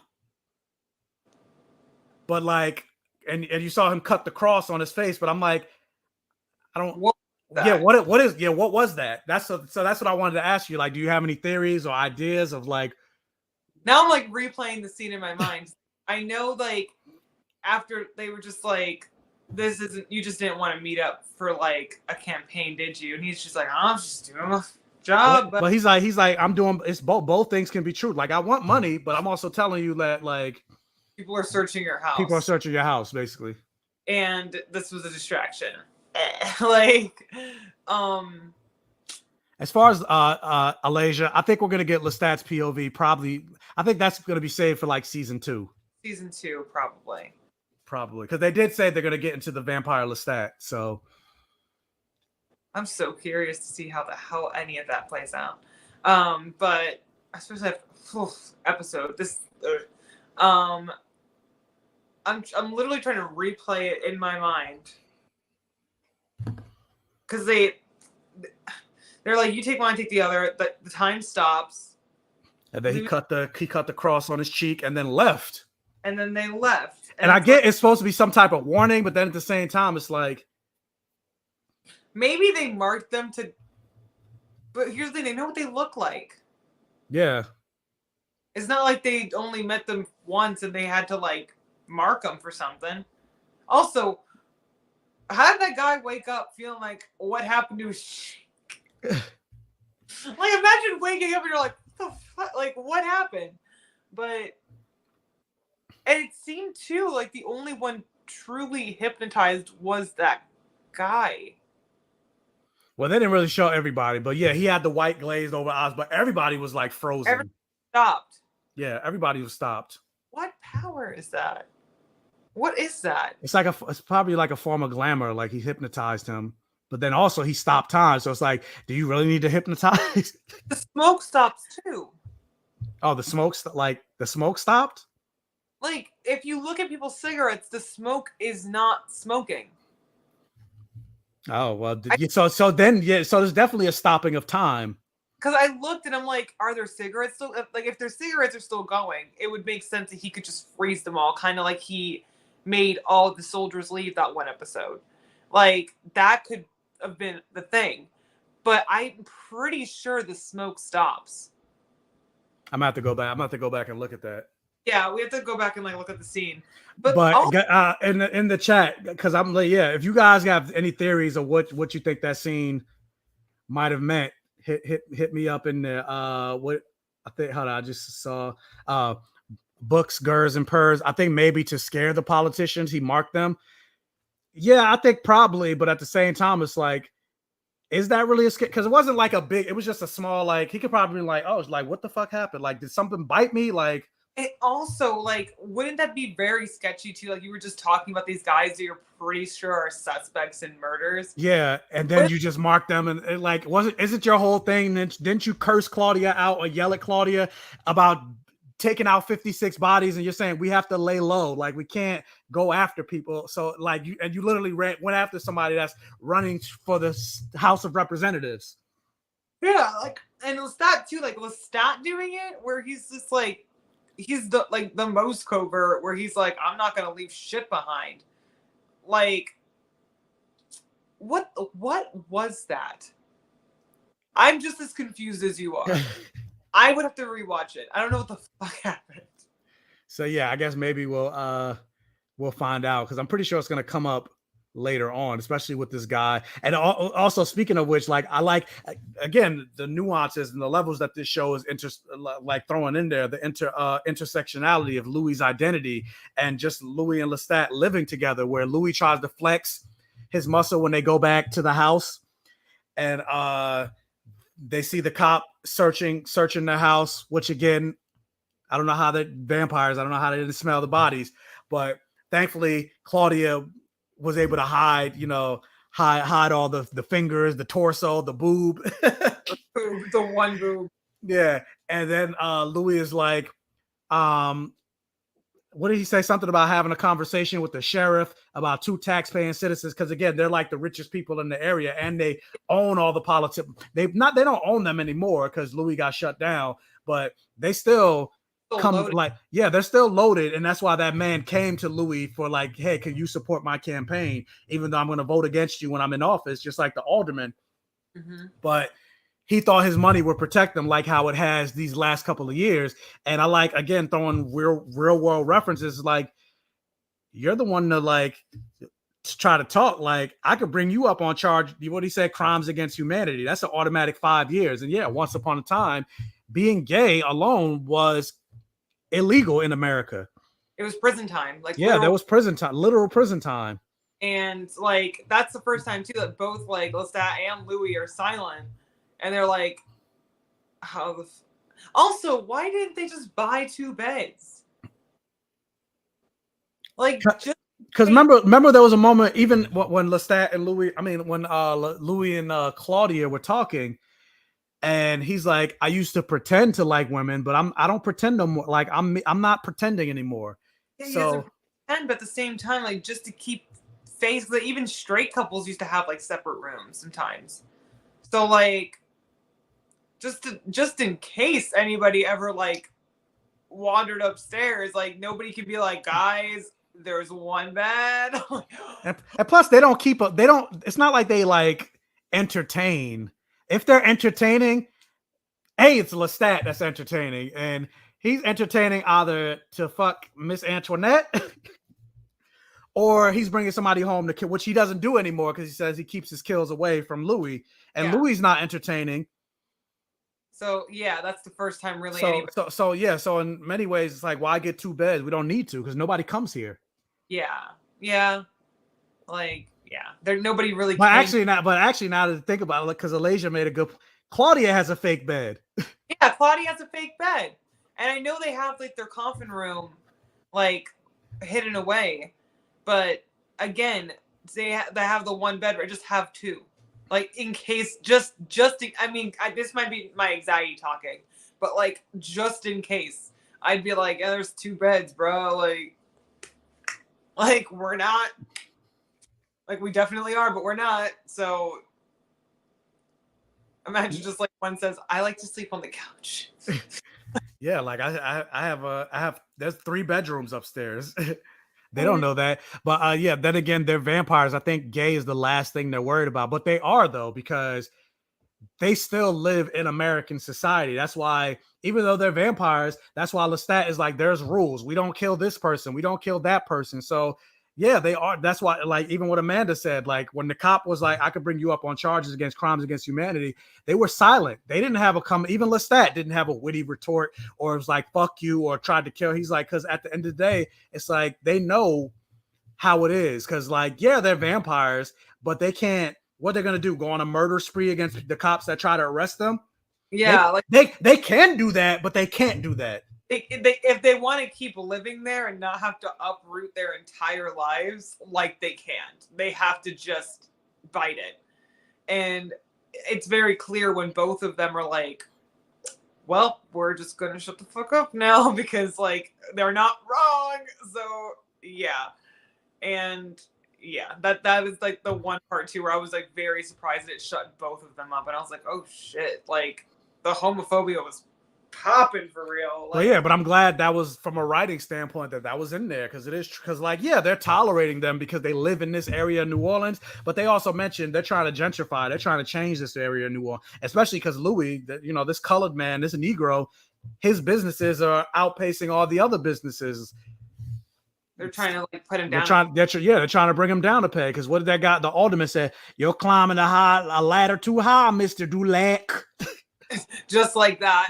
Yeah. Just like that. Like they just did not want him to progress. And like the series is so damn good, but I have so many questions, and I need episode 6 right now. Because girl, again, I've seen the first 5 episodes weeks ago, and I'm like, what was that? Oh yeah, in that scene in the preview of the show when all 3 of them were bloody as if they went on a hunt together. When does that happen? I'm not sure which. Where they're all wearing white and they have blood like running down their faces and down like the white, like their shirts and everything. Like that scene hasn't happened yet. Oh yeah, I was gonna say maybe that hasn't happened yet. Do you remember that preview where like Claudia's in the middle and then like Louis and Lestat are like beside her, like walking behind her, and they're all wearing white and they're all just like covered in blood? No, I don't remember. Remember that? Okay, I remember that. I'll have to look at the preview again. But can we talk about how they went underground for 7 years? Like, did they sleep for 7? No, when they went, it's not like they literally went. They just basically became. They weren't involved in world affairs as they usually normally are. They basically became recluse. They stayed a extra low profile for 7 years because of all the heat that was on them. Like they didn't sleep for 7 years. They weren't in a car. Like you saw, like when they cut to them, like you saw Louis was in that they were in there reading books and all the books piled up. The place got dirty. Louis stopped playing the housewife. Also, like Lestat lived there before Louis by himself. Why didn't Lestat just clean? I was just thinking about that too. I'm like, because Lestat's dirty, apparently. like, but he lived there before Louis. It was perfectly clean. So like, why not just clean up? How? I don't know. I guess he was depressed because Louis is not touching him no more. And because you can imagine in that 7 years. They weren't having sex. They were barely talking to each other. The only time Louis probably talked to him was because he said, I like digging at him. Yeah. Like he would give him a dig or he would talk about Claudia, and Lestat didn't want to hear either of those things. So yeah, like Jersey Green said, they were in a 7-year depression hole. Yeah. Damn. But Lestat was trying to get in another hole of Louis, but Louis wouldn't let him. Oh, Michael. Oh, Michael. Like that's also so real too, because like people just kind of like snowball into sadness sometimes. And also too, like I'm really interested because remember when he was like, oh, we can like travel, we can go to like other places, and then Louis suggests France or Paris, and Lestat's like, no. He instantly said no because that's where he's from. Like, so they're definitely that he's trying to hide from someone, and that's what. Well, actually, that just reminded me of something. I'm gonna say it now before I forget. So, Bruce, do you think? And of course, it could be different from the different thing from the books. But do you think Lestat made Bruce? I don't think so. It's also a television show because I thought it was very interesting that he was like, I was made by some European guy. He's very European. We know Lestat's European, and you know how television shows, because sometimes they be like they introduce the character, then it's like that's my long lost cousin or whatever, and it's like I don't think Lestat made Bruce. Okay. Because I feel like he would be a different kind of nervous if he had another fledgling running around. Mm-hmm. Like, I don't think he'd be like the smug kind of nervous. I think he'd be like I don't want to talk about kind of nervous. Like he wouldn't. Because I think he's But maybe he thought Bruce died or something. He was not around anymore. Turned in the 20s. Bruce. Yeah. No, that's true. Bruce is recent. So, like, Lestat would have had to turn him when he was already with, like, Louis and Claudia, and I don't think he did that. Yeah. Like, I think it was somebody else. It could have possibly been who turned Lestat. It could be because like I just thought, well, he was like when I'm saying because TV shows don't throw in anything just to throw in anything. So I'm like, when the fact that he was like, yeah, my maker is very European. I'm Even like, though that's got to be like, I feel like that's gonna come around at some point, especially because Bruce is still alive. yeah, and So I think like because Lestat's maker in the books like discontinued his subscription to Breathing like very soon afterwards. He was just like, I made you, bye. Like he was like, I'm leaving. So like they could have changed that. They could have like made it so that that didn't happen and that he was going around making more. But yeah, Bruce is relatively recent. Like he was made in the 20s, so I don't think he was at all made by Lestat. And I think Lestat's very selective. I don't think he would have turned somebody like Bruce. okay. But yes, Aman, to answer your question, AMC has the rights to all of Anne Rice's books, not just the Vampire Chronicles, but also the Mayfair Witches, which also had crossovers in the books. So they plan on adapting all of the Vampire Chronicles and all of the Mayfair Witches. So yes, this show is just the beginning, and the season 1 of the Mayfair Witches comes out in January of next year. So there's going to be a whole a whole Anne Rice universe. So they're gonna get into the Vampire Lestat. They're gonna get into Queen of the Damned. They're gonna get into Prince Lestat. They're gonna get into all of it. The Body Snap, Menok, the Body Snap, whatever the hell it's fucking called. I don't know. Whatever. But yeah, so, I'm trying to think. What else? Oh, Claudia trying to make vampires. Oh my god. That was like, I was like, what? You trying to do what? Oh. And then he pulled her arm up and saw it like almost like the crack scars. Yeah, like a bunch of bite marks. But which also makes me want, and it kind of, and again, with Lestat being trash, it's like, and I get like, I feel like Lestat has this mentality where it's like, I'm telling you something, you need to listen to me. I'm telling you vampires are evil, you need to listen to me. I'm telling you don't do this. Like, but it's like at the same time, it's like you're not you're calling him fledgling, whatever, but you're not teaching these like you literally made Lestat and Louis. You should teach them. You're their maker. Teach Lestat that you shouldn't go out into the fucking sunlight as a vampire. You didn't really teach him how to read minds. It's like it'll come in time, whatever. Like burying, like you're not telling them anything. You're just saying do as I say, but not as I do. Because again, no, don't get involved in human affairs. But then you're fucking Miss Antoinette. So it's like, but then you get mad when all this stuff backfires on you. It's like, oh yeah, all the vampires. I'm telling you that vampires are vicious. They're not, but you're not really telling me. You're not explaining yourself. You're not explaining where you came from. You're not giving your history. You're very secretive, and you're shutting off a lot. So like, of course they're gonna want to, they're gonna have questions or get upset with you or fight back. And then you say you want Louis to love you, but Louis doesn't really know you. What is your like? Who are you? Yeah, that's the thing too. Is like even after all this time, it's like they truly don't really know each other either. And also Claudia like pointed out, she's just like Uncle Les has secrets. Like we said we wouldn't keep secrets, but the one that has the most secrets is Lestat. Like, yeah, is the one that has the most secrets is the one that said we don't keep secrets. Yeah, and so again, being a hypocrite. And he just doesn't open up. He again, like his way of teaching is fuck around and find out. But that breeds resentment. That does not make you a good teacher. It just kind of makes you an asshole.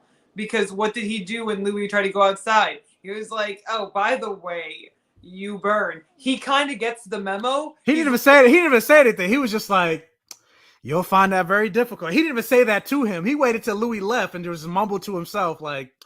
Yeah, and I'm like, he's like, "Oh, by the way, you burn in the sun." It's like, yeah, he's kind of fucking crispy right now. Yeah, he's like, "Oh, my bad. I should have told you." Yeah. Like, yeah, you should have. You should have had a like rule number. You're a new vampire. Rule number 1: you don't even when like it took Louis almost about to kill, like sucking the dead blood. He's like, wait, you're not supposed to do that. It's yeah. Like, he waited right until something almost happened. He's like, "Oh, I just made you.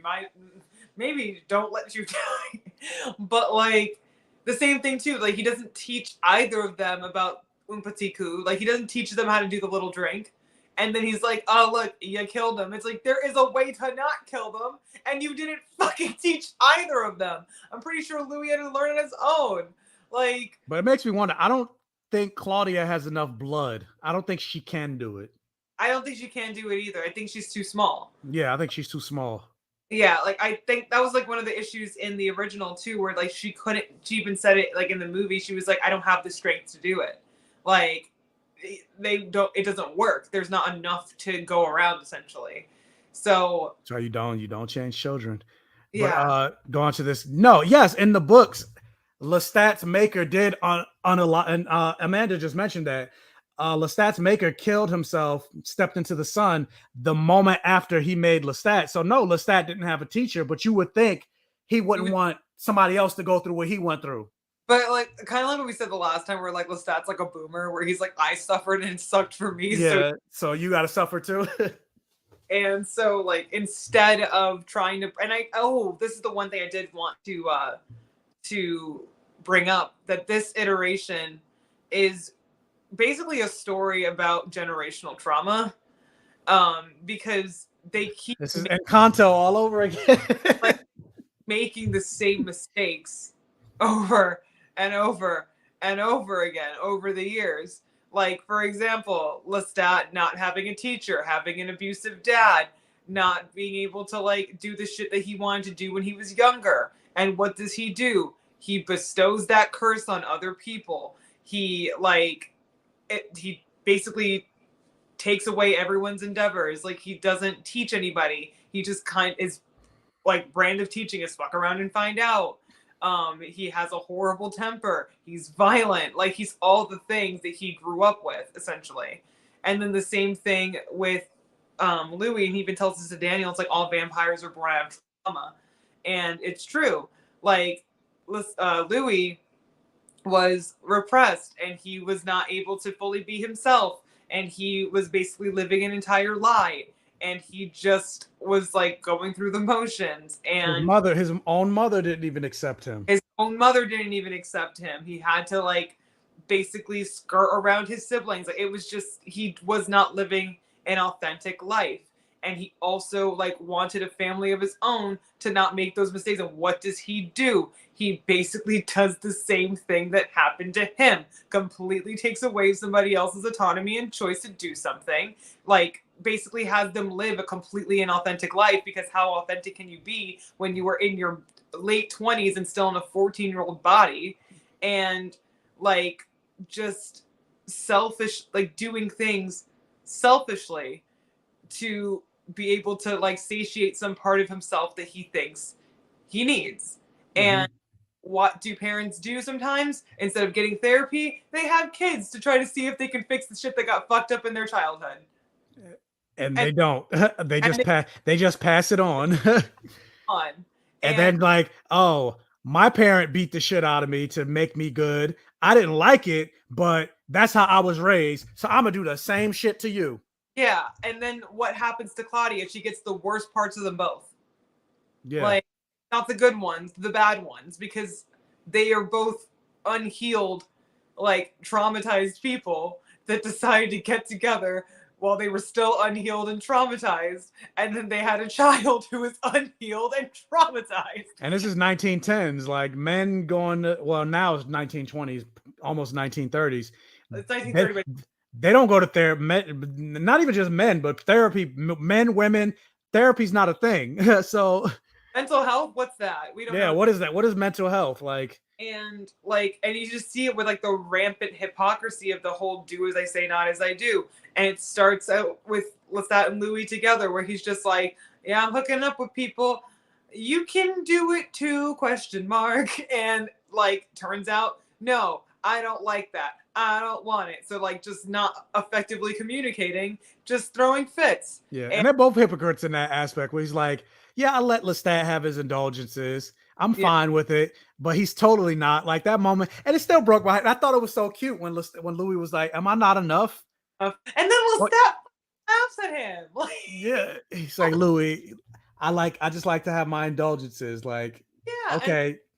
The thing that I also point out, where he tells Daniel, like, my libido is low, and I'm like, your libido wasn't low for Jonah. It definitely wasn't. It definitely wasn't. And then that's the thing, is like, instead of effectively communicating, they both just piss each other off until they're sad. He gave me some face and I drove home. And then he's like, I heard your heart's dancing. You absolute, was he a Scorpio? He's a fucking Scorpio. So it's like, in that aspect, Louis definitely has some emotional attachment to Lestat because he still gets jealous. Like even after all the shit that they went through, the moment he found out he's still sleeping with Antoinette, he was like, bruh, like he did the you mother. Turns around, and I was like, oh, he pissed. And Lestat was like, oh shit, I'm caught. Like you can see it in his face. he was like, oh. And if Lestat didn't care, he'd have been like, yeah, like kind of like the comment he made with Claudio. He's like, you're not my type. Like he's just like he just made a comment like I didn't care, but he saw like, look me out. I'm like, read the room, buddy. Like that's not what you're supposed. Oh God, like he's a mess. He's a monstrosity. Like but yeah, that they are just. It is literally like generational trauma in this series because neither of them are effective communicators and neither of them have worked through nearly enough to try to like make a family unit. And we even see now, like Louis still not an effective communicator because he's still again unreliable narrator. But Tamia Howard, to answer your question, what is a libido? Is your sexual desire, basically. Like it's basically just like your ability to do the thing, do the damn thing. Yeah, like you're not even just your both ability and your want. Your want to do the damn thing. Yeah, so like if you have a low libido, that basically means you have a low sex drive. Yeah, like that, plain and simple. But that is like they are just constantly. Wait a minute! Don't do. I don't know if it's Libra slander, but Lestat is a Scorpio. Louis is a Libra.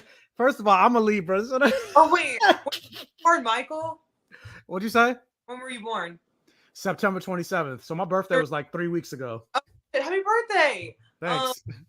Like Louis was born October 4th, so I think he's also a Libra. So Louis. So yeah, I get Louis is a Libra. Yeah, I think Louis is also a Libra, but because I know Lestat's birthday's in November, so I'm just like, he's a fucking Scorpio. Like, as soon as he was like, I heard your heart's dancing, I'm like, he's a Scorpio. But and it's so funny because like October 4th is Anne Rice's birthday, and then Lestat's birthday is her husband's birthday. I was like, when is Lestat? Because I know they showed Louis' thing on the gravestone, but I don't remember them showing Lestat. November 6th. But yeah, Libra gang. Well, yeah, Libra and Scorpio. I don't even think Libras and Scorpio, which I guess is the tragedy of the show. I'm like, Libras and Scorpio, I don't even think they match. Wait, I want to Google it now. Yeah, I was like, yeah, Google it. Go. Any astrologers on here? Yeah, I don't think Libras and Scorpio. I think that's like a terrible match. No, Libra and Scorpio. Do Libras and Scorpios get along? I love how it was the first one. Overall, Libra and Scorpio make a decent match. Scorpio will give Libra the love and attention they crave in a relationship, while Libra will bring optimism and balance to Scorpio's life. According to Garbus, this is one couple that can last as long as they establish healthy boundaries early on. There you go. There you go. This man literally unsubscribed his subscription to life. That's not healthy boundaries. He killed a priest in front of it. Like, so that's the whole trajectory. I feel like we can end the show right here. Like that right there tells you everything you need to know. They'd be fine if they had healthy boundaries, but it's been 20 years and there are no boundaries. Especially after what happened at the end of this episode. I'm just wondering okay, Michael. Well, it's like the I don't know if you guys watched the Buffy musical, but there's a song in the show. It's like, where do we go from here? And I'm like, that's exactly how I feel at the end of this episode. Where the fuck do we go from here? Because granted, I get Louis has to, from the present standpoint, Louis telling the story, but what is the story? Because obviously we know Sam Reed is still going to be in the show. He's a series regular, but like, what conversation do they even have after this? How do you even want to look at that? Like, if I was Louis, I wouldn't even want to look at Lestat. I wouldn't want to know that I'm in the same like geographic location. Like, he would have to leave. Yeah. Like, I would tell him to leave. Like, because this is Louis' home. This isn't Lestat home. I'll be like, get the fuck out. It's his house. The townhouse is his. Oh, the townhouse is his. Yeah. I would make him leave his own ass house. Especially shout out to my Buffy fans. Joss Whedon is trash though. But like, because how do we go from like how that happened to 1973 to Louis like literally being moved to tears, like recounting how he got to, like, how do you? Is this man just deep in denial? Oh yeah, that's true. This is true. What townhouse? That shit gone.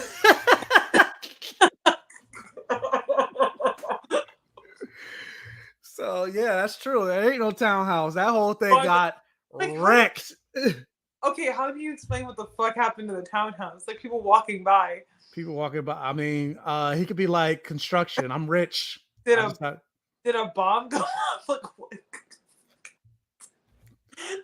Those are the whole things I think about. Kevin, I want to drag Lestat into the sun after episode 5. No, literally. Everybody, baby, they tore it up. Yes, and not the way I want them to. Like that, they didn't do it in the fun way. Yeah, but no.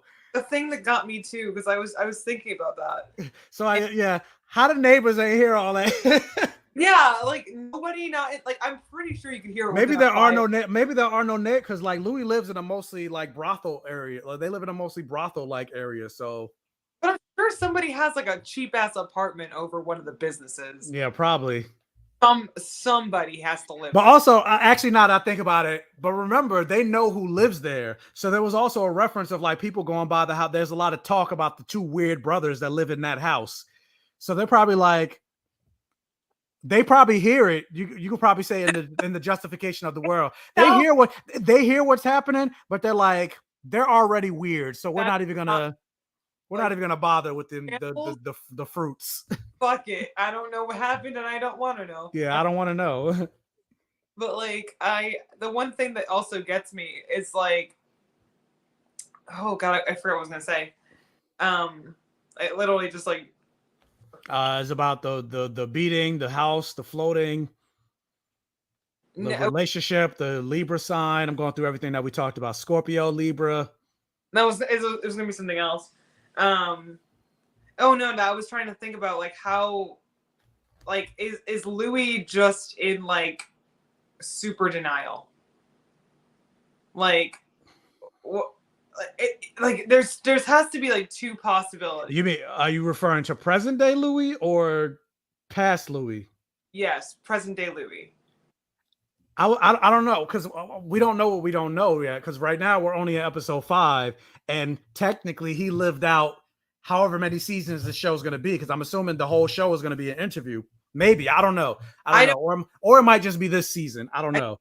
I think this season and the next season are going to be the interviews. Because I knew what I was going to talk about.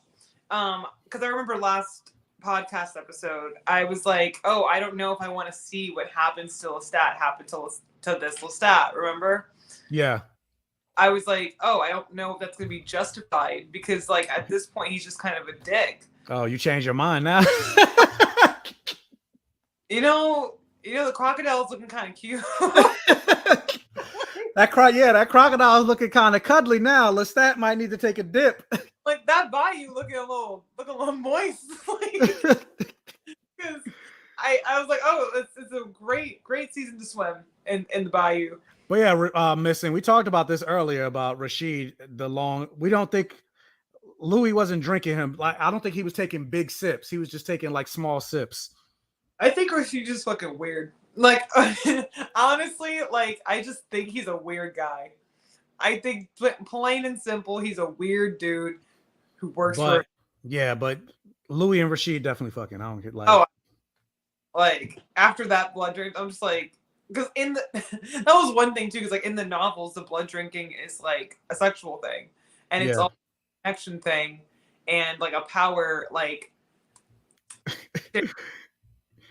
But yeah, Lestat with the Lestat going into some crocodiles. He had it coming. he only had himself to blame. If you'd have been there, if you'd have seen it, I bet you would have done the same. I love the little musical break we had. But like, yeah, no, I was like watching the beginning scene of like episode 5, and I'm just like, did Rashid and Louis basically just like hook up in front of Daniel? I mean, that's essentially what they were doing. They were exchanging body fluids right in front of Daniel. They might be like, what am I watching? Like, is this all? And like I said, Daniel was slightly turned on in his own way because he wasn't like, ew, girl. He was like, I wonder what he tastes like. Who thinks that? If somebody's drinking blood in front, I wonder what he tastes. And granted, it is a logical thought. It's like, what does that even taste like? But at the same time, it's like, it's still weird because like, he's a journalist. Yeah. Like I don't know what he would have wrote about it, but like why he needed a full on like character description of Rashid, but like it's fine. But yeah, that I was just like, that is different, cool, like sweet. I think present day Louis is now past it to an extent. I think a little ish, but I also think I don't necessarily think he is, because you see when he talks about the past and the relationships, like he talks about Lestat like as his soulmate, or something in him made him recontextualize this entire relationship based on again, the first time he did the interview in the 70s where he basically said Lestat ain't shit and was talking shit about Lestat.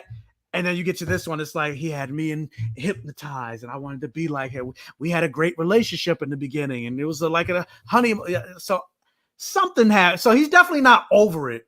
Somebody theorized that they're back together. I don't think so. I don't think so. I don't think they're back together, but they're back together. I think they're off and on, like fucking. Like every so often, Lestat comes over for like a little coffee. If you get that reference, from Luke Cage, if you guys watch Luke Cage, he comes over for some coffee, and then it's like, "Hey, you good? Yeah, I'm good. All right, see you next time." I think it's like that type of relate. They talk kind of, but not real. It's not the same because obviously he's not living there. But yeah, like I don't. Again, I'm trying to wrap my head around how you could possibly talk about this person in any kind of positive light when he threw you out of the fucking sky. Like, call me a petty bitch, what have you, but I would be salty about it forever. Like anytime anything happened, be like, remember that time you dragged me and threw me out of the sky? Like, it would not end. I was like, right in front of Daniel's salad. I don't know if you know that reference. No, see, that beginning scene, I'm like, that seems a little. But for those of you that know, for my fellow queer folk in this, if you know this reference, right in front of my salad, and I did see that video before it became a meme or blew up on the internet. I saw it before it blew up, but yeah. Of course, before it became a meme. But Kevin, yeah, we did address this earlier about the honey and pineapples. We were like, yeah, if you know, you know. So that was definitely they knew what they were doing with that reference. Yeah, so, it was very. I can't find the comment anymore, but I was like, if I could put a person in jail in this stream, let me scroll up. I said scroll up. I said stroll up. What? But let me see if I can try to find it real quick. If I put a person in jail for this stream, Isaiah, I can't find it, but he said something that was like, after this live stream, I'm gonna eat some honey and pineapples and redact it. I was like, I need to put you in jail right now. Like, yeah, I know it was you, but I can't find the comment to highlight it. But yeah, I was like, I need to put him in jail for a couple. I wonder. I did think about this too as a weird person, and I was like, I wonder if human blood started to taste different when like processed foods came into the mix. I think so.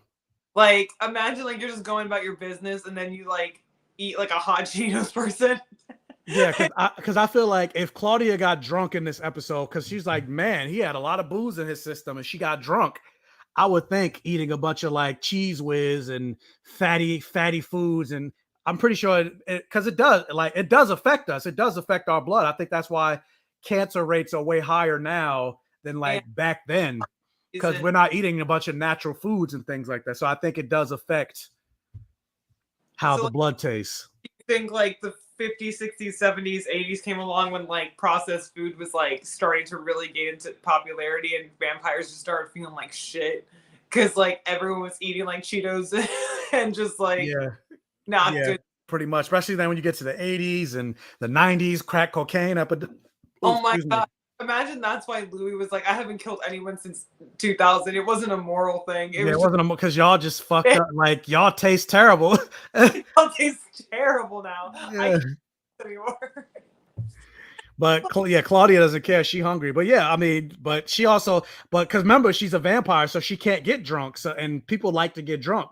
Some people. Yeah. So that was also she was also having fun when she was drunk. Yeah.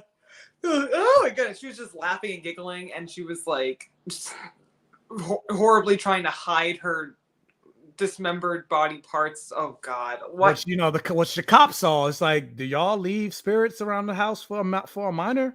Like, because she was drunk, and there was no hiding it. No, she literally was just I was wondering like what was wrong with her and Yeah, I thought she was like playing it up for the cops, same, like because she was just like, I don't give a fuck about what's going on. Like y'all about to get in trouble. Like you about to lose your job. Like she's like, I don't care. Like y'all getting in trouble. They don't affect me. oh my So, but no, no, she was drunk. the half dead guy that that was like rotting in her closet.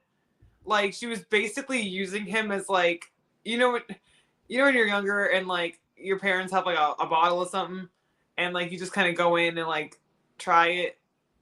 Wait, say that again.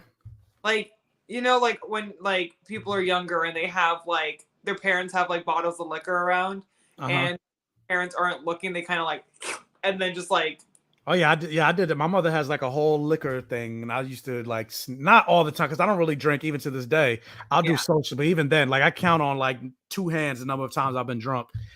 But like, yeah, I used to try to sneak. And I feel oh goodness gracious, I'm so sorry. But I feel like that was that guy that was like still half alive, like was the bottle of whiskey she was hiding from her parents because she just kept like sipping off of him. And that's why he was still there and he was still alive because she kept drinking from him because he Yeah. was and then he died because obviously. Or even that one guy we saw in the beginning when he's like, "What day is it?" She's looking at him smiling, like she know this man about to die, and she's grinning in his face. She's like, "It's January, whatever." And he's like, "January." I always thought it'd be something. I guess maybe he always thought he'd die in the summertime or something. I think that's what he's probably saying. Yeah, what I got from it is that he thought he would die in the summer. Yeah. And like again, like what is sadistic, cruel ass thing? And that's a way. And she's like Lestat, where like she makes an event out of her kills, and she gets fancy with it, and it's something that Louis doesn't do. And also the what you and even beyond this, like she's even more brutal than Lestat. She's taking body parts and shit. yeah, Lestat at least eats all his food and leaves it intact, like and then burns them. Like she doesn't even dispose of them properly. She just kind of leaves them. Like she buried them, but it's Louisiana, and it's infamous for having no basements. Yeah, which is a very real thing. Like when Hurricane Katrina, the coffins were rising up out of the ground. That must look like hell. That must have looked horrible. Yeah. But I like that. That is like the weird thing. Where and also remember her birthday party, and there were like 3 bodies there. And Louis was like totally cool with just having like 3 bodies in the house. Because it was Claudia's bodies, not Lestat's. So anything for Claudia.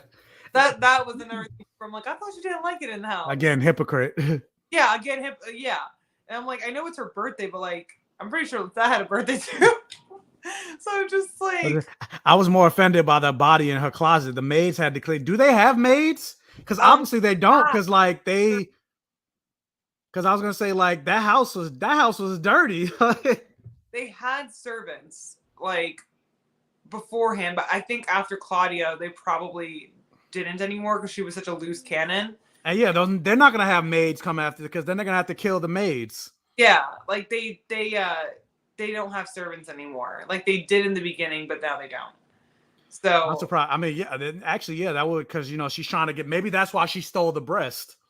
You mean to tell me they gotta clean that whole ass house by themselves? No wonder it was a mess. Like, yeah. But Missing said, I'm surprised she didn't try to wear those body parts. That's why I was like, yeah, I mean, maybe that's why she took but then she only took the one breast though. It's not like she took both. Yeah, she didn't take because like the biggest thing that happened in like the movie is that she took a whole body. Like she killed the woman that she used to see in the window, and she kept her under dolls because she was like, this is the only like proximity I'm gonna have to having like a full woman body. And this is kind of like a disjointed, literally, version of that, in which she just kind of takes pieces of people, and it's just really fucked up. Nola is infamous for having no basements. Please explain. Because the way New Orleans is built, like you can't. It would flood. Yeah, it would flood. Yeah, like Florida's the same way. There's no basements in Florida, because hurricanes. And if there is a basement, it's technically not. It's not underground, like because there are places that have like it's a basement level, but it's still above. It's not underground like a normal basement would be. It's above ground because of the way New Orleans and Florida. The whole basically the South, a lot of it, like Louisiana, Florida, is a swamp.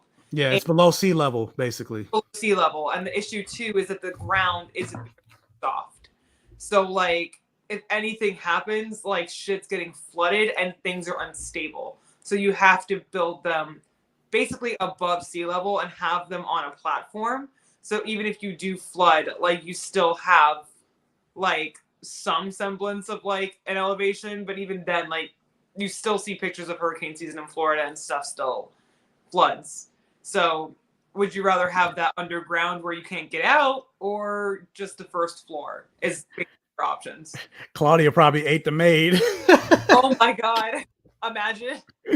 Yeah, but hold on. How did the cops not smell the dude in the closet? That too, but also I'll kind of forget, even though that smell permeated, because you're also getting the smell from the incinerator. But then also remember, he went into the room and Claudia was like, "Oh, I'm changing." And he instantly closed the door, so he didn't stick in the room that long. But even then, like, but that's still a rotting corpse. Like he was still alive, so he's not fully rotting, but it's still that shit probably stank. So yeah, they should at least smelled it. And that's the thing too, where it's like, at least for like, because she still had the body parts in her room, and like I've smelled a carcass that my childhood dog dragged in once. He was a rat terrier, so he drug in stuff all the time, thinking that they were gifts, and they were not. We did not want those. And one time he brought in like a dead possum, and before I even walked in, because there was a doggy door in the kitchen. And before I even walked into the kitchen, I was like, what is that rank ass smell? Well, yeah. Or even if you think of the smell of like dead rats, like that shit is like. Yeah, it was like literally, I smelled it before I even got to the kitchen. I was like, what the actual hell is that? And then I saw like this clump of like fur and like tissue. And I was like, oh, he brought us a gift. Wonderful. And then we took a shovel and launched it outside. And then he brought it back in. So we smelled it again. And yeah, there's something rotting definitely has a very pungent smell. And I don't know how nobody noticed it, especially two vampires. Yeah. Like if I could smell it outside of my kitchen, how the fuck didn't you smell like 50 body parts? But she's a serial killer. I mean, they all are. Well, maybe not Louis, because technically he's not. Oh, he's a serial animal killer. So, Yeah. But I mean, yeah, all of them are. So that's the thing about Louis too. Where I'm like, I really think about it, and I'm like, aren't animals like the most innocent things? Yeah, that's what I was thinking too. So Animals it's like, are you any better? Yeah, like animals just kind of operate on instinct. But this is the 1910s. That PETA didn't exist back then. So like. And I'm like, I'm not saying that I'm not a vegetarian or anything, but like, I'm still saying like with his morality, you know, like you're more likely to find a human that does something fucked up on purpose than you are like an animal just vibing and living their life. Yeah. Like, if you want to talk morality, like, people are more inclined to do messed up things, like, just for the sake of like something like money or like something selfish.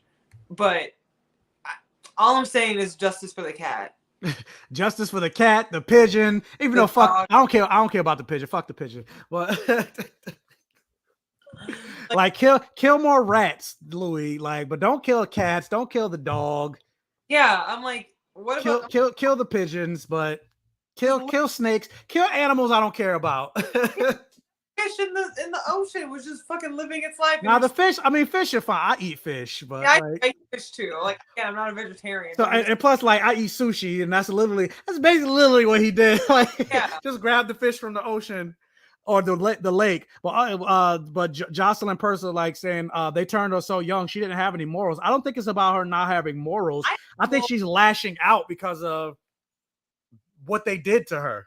Like, I think people are underestimating, like, 14-year-olds aren't like, yeah, they're kind of dumb teenagers, but like, they're not head empty, no thoughts. Yeah.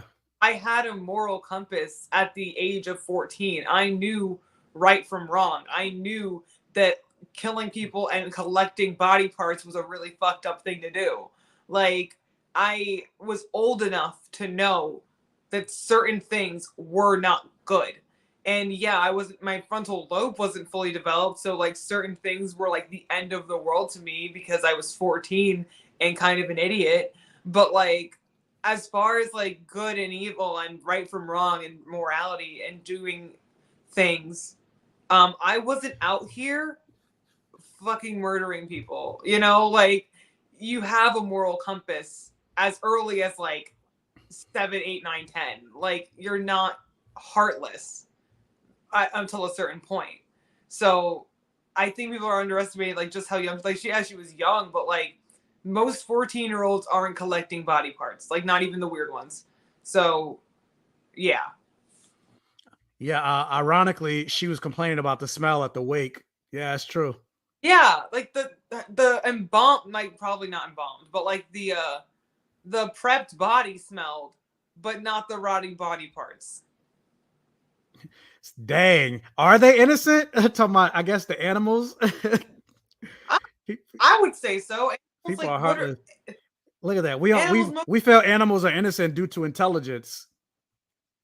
Like, but here's the thing: it's just like an animal. Like, it's not a person. Like, there's no human motivation when it comes to an animal. So an animal is just an animal. They go off of vibes, you know.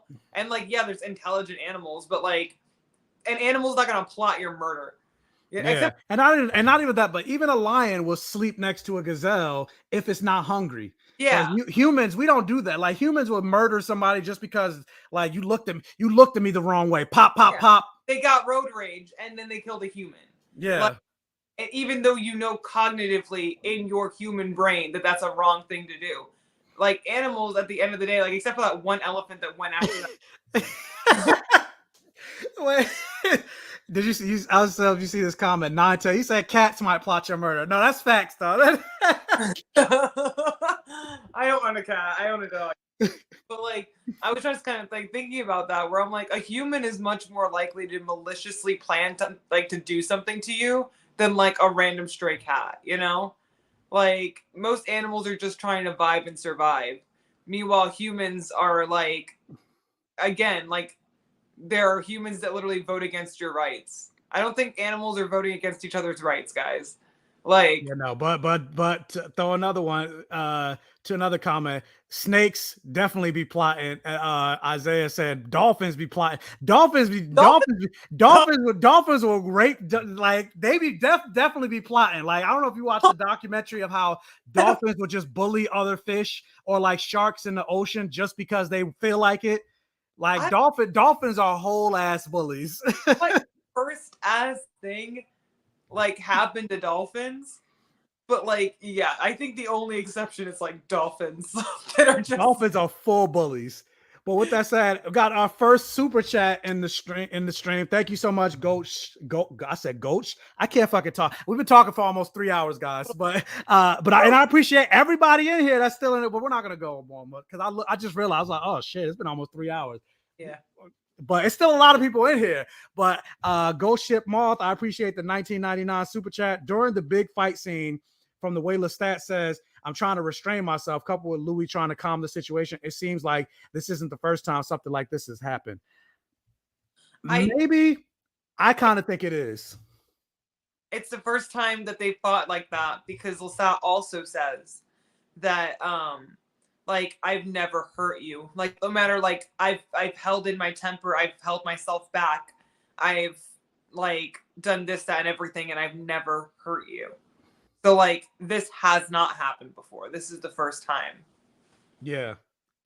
So and then even with him saying I've held back, like no matter what, like I've always been there for you, like and this is how you treat yada yada yada. So I don't think this is a normal or a reoccurring thing. Like it does insinuate though that like Lestat, he said, oh, I've like restrained myself a million times, and I'm like, it does insinuate that he's wanted to beat Louis' ass, which is a red flag and a half. But like he has not. But then also too, I think about it and I'm like, what has Louis done to make you want to hurt him that badly at any given moment? Yeah, he hasn't given it. You're a vampire, you got heightened senses, and apparently he's dickmatized over Louis, and he hasn't been getting any in a while. So like he's like, you know what? That is something to work out with you in your hand, because how is anybody gonna want to fuck you after that? Like but I guess with vampire, I'm like, I mean, yeah, they're having sex. Because I was gonna say, do they masturbate? But I'm like, if you're having sex, I would assume so. I'm good. I guess you could, but like, yeah, like I thought about that because I'm just like, what on earth has he done that is so bad that you're like, I'm gonna beat this bitch up, like on multiple occasions apparently. Like you thought about it on multiple occasions. Like you just saw him there reading, and you're just like, I'm literally gonna get violent. Oh my god! Like the more I think about it, I'm like, red flags everywhere. Red flag. No, Antoinette wasn't enough because he still wanted Louis, but at the same time, Louis not enough because he still went after Antoinette. Yeah, and so it's like a little bit of column A and column B. And also too, like I also, because like, again, the thing that gets me, it's like you're not owed sex, if that makes any sense. Yeah. Like nobody's owed sex, like regardless if you're married, regardless if you've been in a relationship for 2 years, 10 years, 20 years, like nobody owes you sex, like not even your spouse.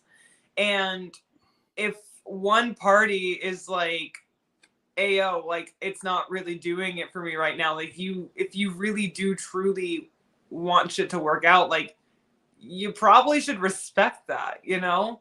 And like again, maybe if they were effective fucking communicators, and that's their biggest problem. They don't talk. Especially again, the person that said we don't keep secrets is the one with the most fucking secrets. Because like you could have just expressed, hey, like this is like, because here's the thing with Lestat too, it's like he just does shit. He does shit and then like ask questions later, basically. Like he would rather ask for forgiveness than for permission, and it's just, that's also bad as hell because like you're just doing things, and like again, what choice does Louis have than to just go along with it? Because if Louis says stop fucking them, will you? It's obvious that you won't because you didn't. No, because I was about to say because you didn't. It's like that's the thing. It's like you say one thing and you're like, you basically give the illusion of that, and that's what it is, the illusion of choice. That is Lestat. He is the master of the illusion of choice.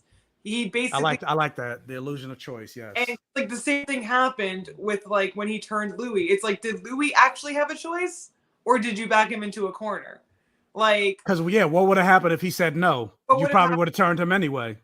Like, what would have happened if he said no? What would have happened if because we saw like the reason he got triggered and pissed off is because Louis went to a church, and Lestat is just like, we just talked about my religious trauma. Like, why did you go to a church?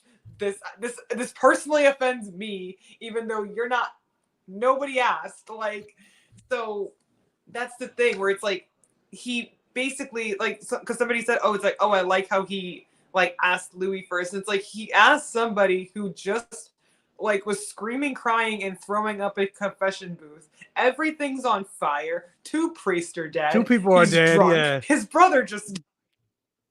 It's like, and also he just watched this all happen. So, and he also stabbed Lestat, and nothing happened. So it's like, yeah, it's like, what else do I do? Well, I'm scared. What else does he do? He's probably scared shitless. Like, what does he do? He has 2 options. He either says yes and becomes a vampire, or he says no and he fucks around and finds out. And I don't think he wanted the second option. So what other choice did he have? Yeah, like, that's the thing. Again, going back to the illusion of choice and Louis and Lestat not listening. Yeah, he said he was going to kill, and that was in before they did the time jump to 7 years. Yeah, no, it was after. Wait. Oh no, wait. Was it after the time? No, wait, no. It was after the time. It was after the time jump. Yeah, I think so. I don't remember. Either way, the bitch still alive for like she's been alive for like 10 plus years. So clearly. Yeah, she's still alive. And so, like, was it before? Was it after? I'm trying to think. That's what I'm like. I feel like it was before. Huh. Because, okay. I think it was before because she was, like, following Lestat around when she was also prowling and, like, murdering people. Yeah. And that's when she was just like, he's gotten tired of us, Louis. Yeah, he's gotten tired of us. How come he gets to have 2 loves? And I don't. And we don't. But yeah, Kevin, we talked about this when we went live last week, and we don't think Lestat was responsible for Paul's death.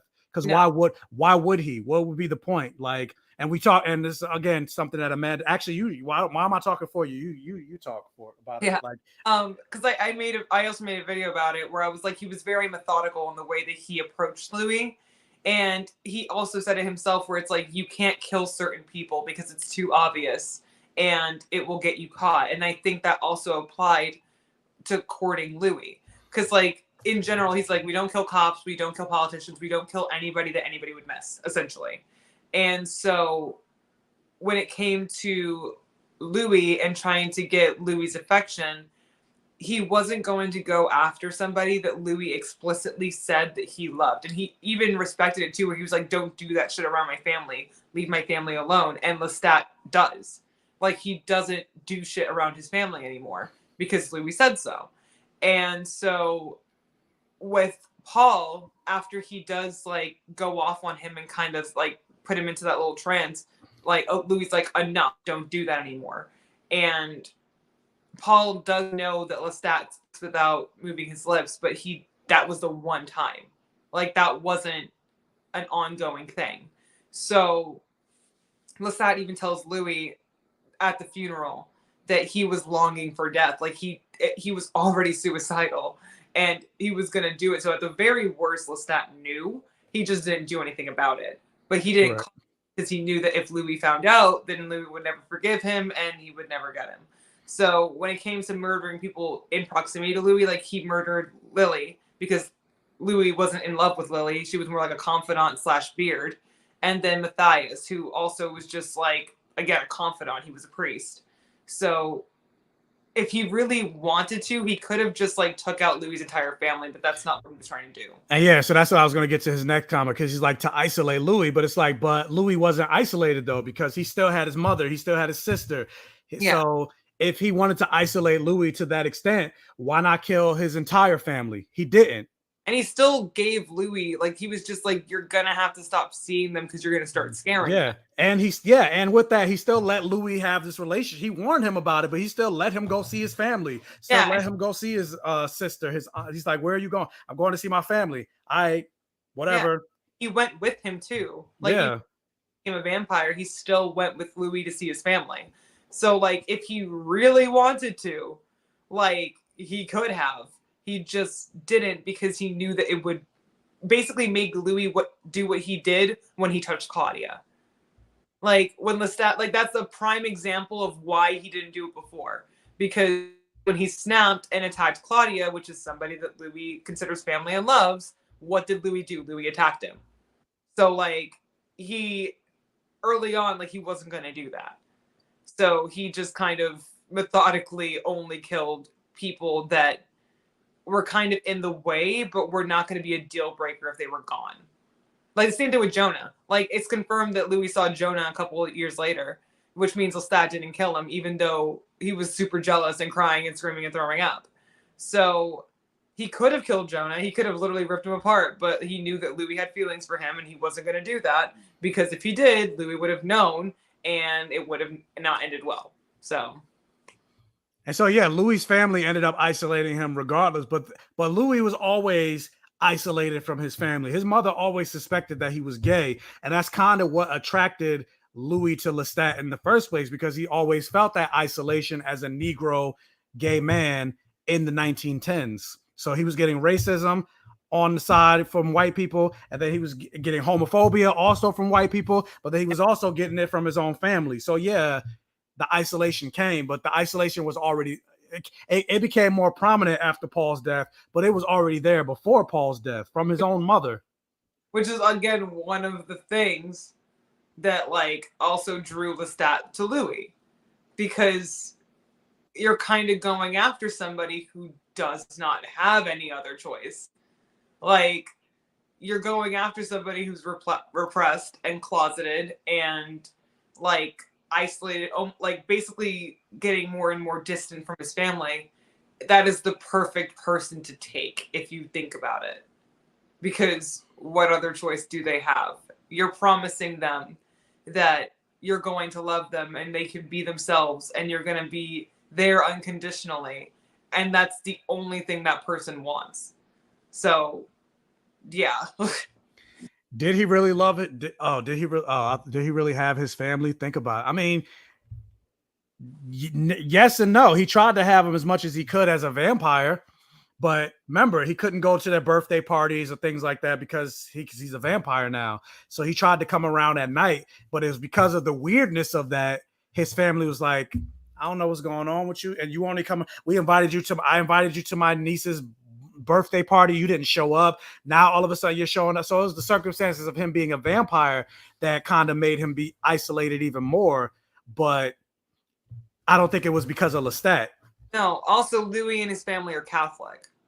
Like they started, like, even his mom was just like, there he is, and she was talking about like the devil. Like she looked into his eyes and she was just like, there he is. Like they're deeply religious. And then when they noticed that literally everyone is getting older and like going on except for him, and that he was kicking down doors and shit and being very snappy and weird, they were like, oh, some demon took our Louis, like basically. And I don't remember if there was in this episode, but or if I'm confusing this with a different show.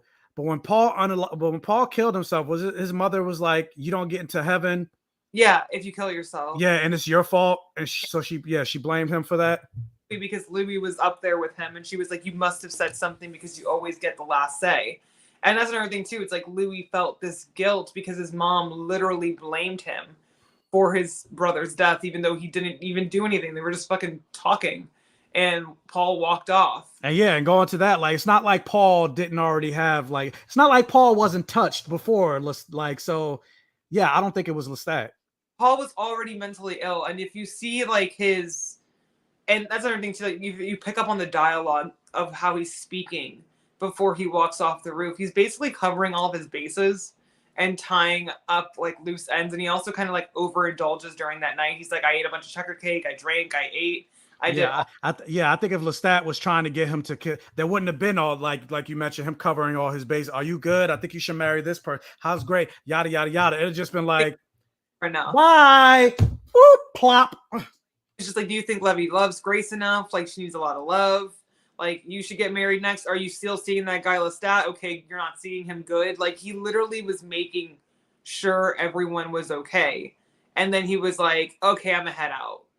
Like he did the quintessential thing. That was basically like a suicide note.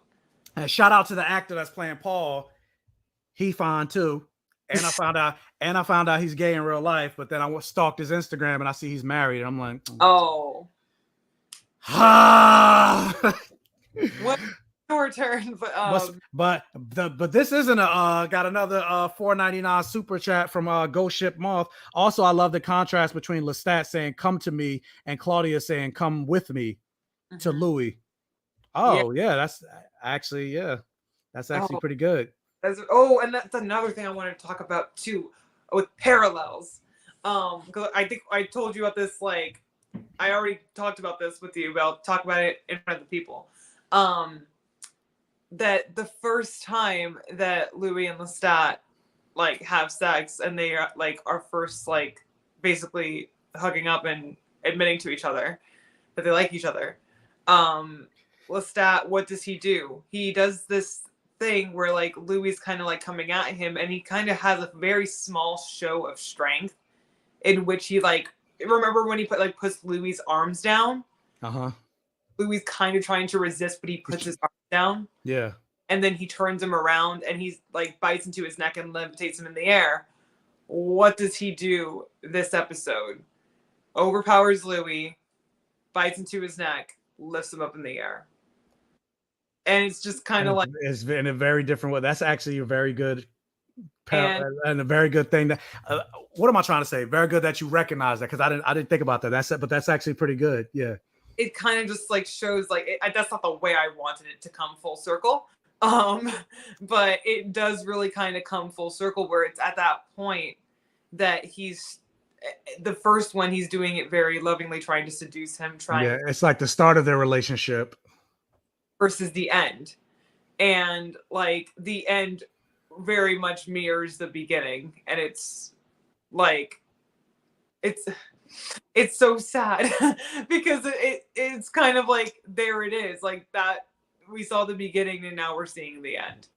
And even though it's like we know this isn't the because it's only we still got 3 is it 8 episodes or 9? It's 8, I think, but it's like it's the beginning of the beginning and then it's the end of the end, if that makes any sense. Yeah, so like I said, I don't know what's gonna happen in episode 6. Like, how did they recover? But with that said, guys, we've been going for like almost 3 hours. I think we could talk about this for another hour, 2 hours, or whatever. But I see Amanda's getting tired. I'm getting hungry. My stomach's growling. But I appreciate that there are still a lot of people in the stream. So clearly, y'all are interested in the conversation. I'm glad y'all are interested in the conversation.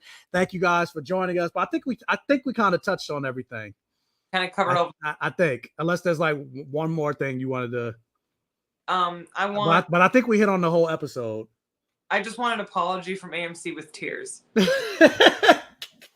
I feel like the next episode is gonna be like these next couple of episodes. I feel like it's just gonna be the depression wave.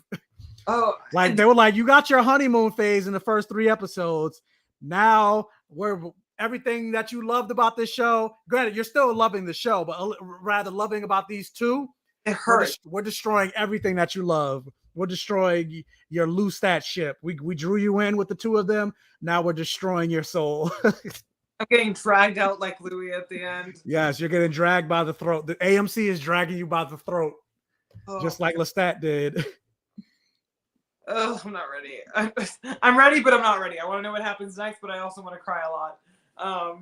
Yeah, I think she said, let's both find someone that deserving of our love or something like that. Who says what? Claudia. Because Kevin, who is like, did Claudia say to Louis, come with me so we can find someone deserving of your love? I think she said, so we can find someone deserving of, but it was something along those lines. Yeah. Yeah. Because she said that, like, basically Lestat's love is a box that he keeps you in. Yeah.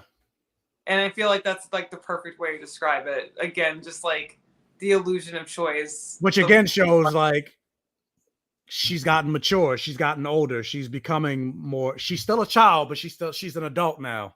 Yeah, and like that was a very kind of mature thing because it's like that is very true. Like it is a box because when the rough times happen and when the parts that are not so pretty come out, like Lestat can't handle it, and that's a part of love is also handling the parts that you may not have signed up for. the comment say? It was saying meet vampires deserving of your love. But yeah, with that said, guys, thank you so much for if you watched from the beginning if you watched for the whole 3 hours, you guys are the MVPs. I appreciate everyone. Or if you came into the stream late or whatever, I appreciate everybody. Thank you guys for rocking with us. If you're watching on the replay, hit the like button, share this video. Also, leave in the comments whether you're watching on the replay or you're watching well, don't do it on a lot because I'm about to end the stream, but hit it in the comments. Out of all the episodes so far, and that's going to be my final question to you, Amanda, what's your favorite episode so far of the show? And I know it's hard, but I'm going to make you pick. And guys, I guess while we're going, yeah, what's been your favorite episode so far?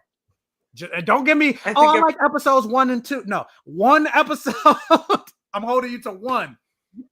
I think episode 1 because I still had hope. I still had a soul.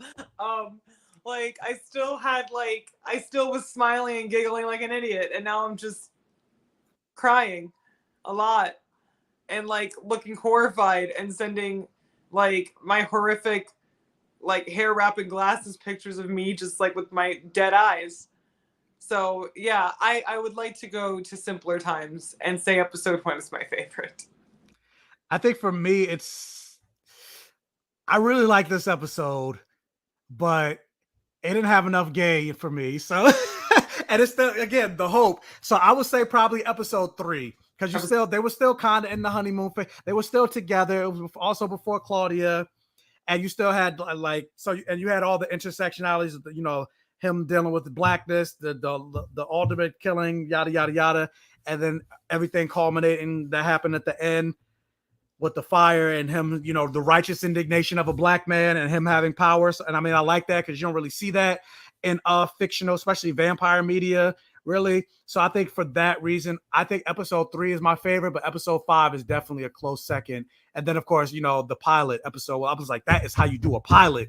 Oh, that pilot. I think that's why it still holds such a high thing. Because I'm like, it's such a good episode, but it's also such a good introduction to a series. Oh, man, Antonio. Wait, what? Said episode 1 when I thought it would be a rom-com. Oh, man. A horror. That's what I'll leave this on. I think episode 5 reminded the audience that this is a horror. Yeah. It's not a rom-com. It's technically gothic romance, but it's not happy. There's no joy. There is no joy. It's horror. Yeah, but with that said, if you guys want, and if Amanda's willing, if you want us to come back for episode 6, hit us in the comments. Let us know you want us to come back, and then maybe I'll drag Amanda by the throat, kicking and screaming, to be like, you have to come back. You have to come back for episode 6. You ask. What'd you say? Oh, I didn't hear what you said. I said you could just ask. I would say yes. No, we got to be toxic, just like the. I will call the authority. But yeah, so maybe same time, probably around 10 o'clock, maybe. Again, gotta check. But yeah, I gotta read the Mayfair Witches as well. But with that said, I'm about to go eat some rainbow sherbet ice cream with some strawberry sprinkles, and then order some McDonald's. And because it's I'm not going to sleep probably because I'm gonna watch some TV. But it's 1 o'clock in the morning. So, but yeah, love Amanda. Please come back. Oh. But yeah, so thank you guys for watching, and I appreciate you guys. Love you guys, and we are out. See you next week. With hopefully with some it'll be a happier episode.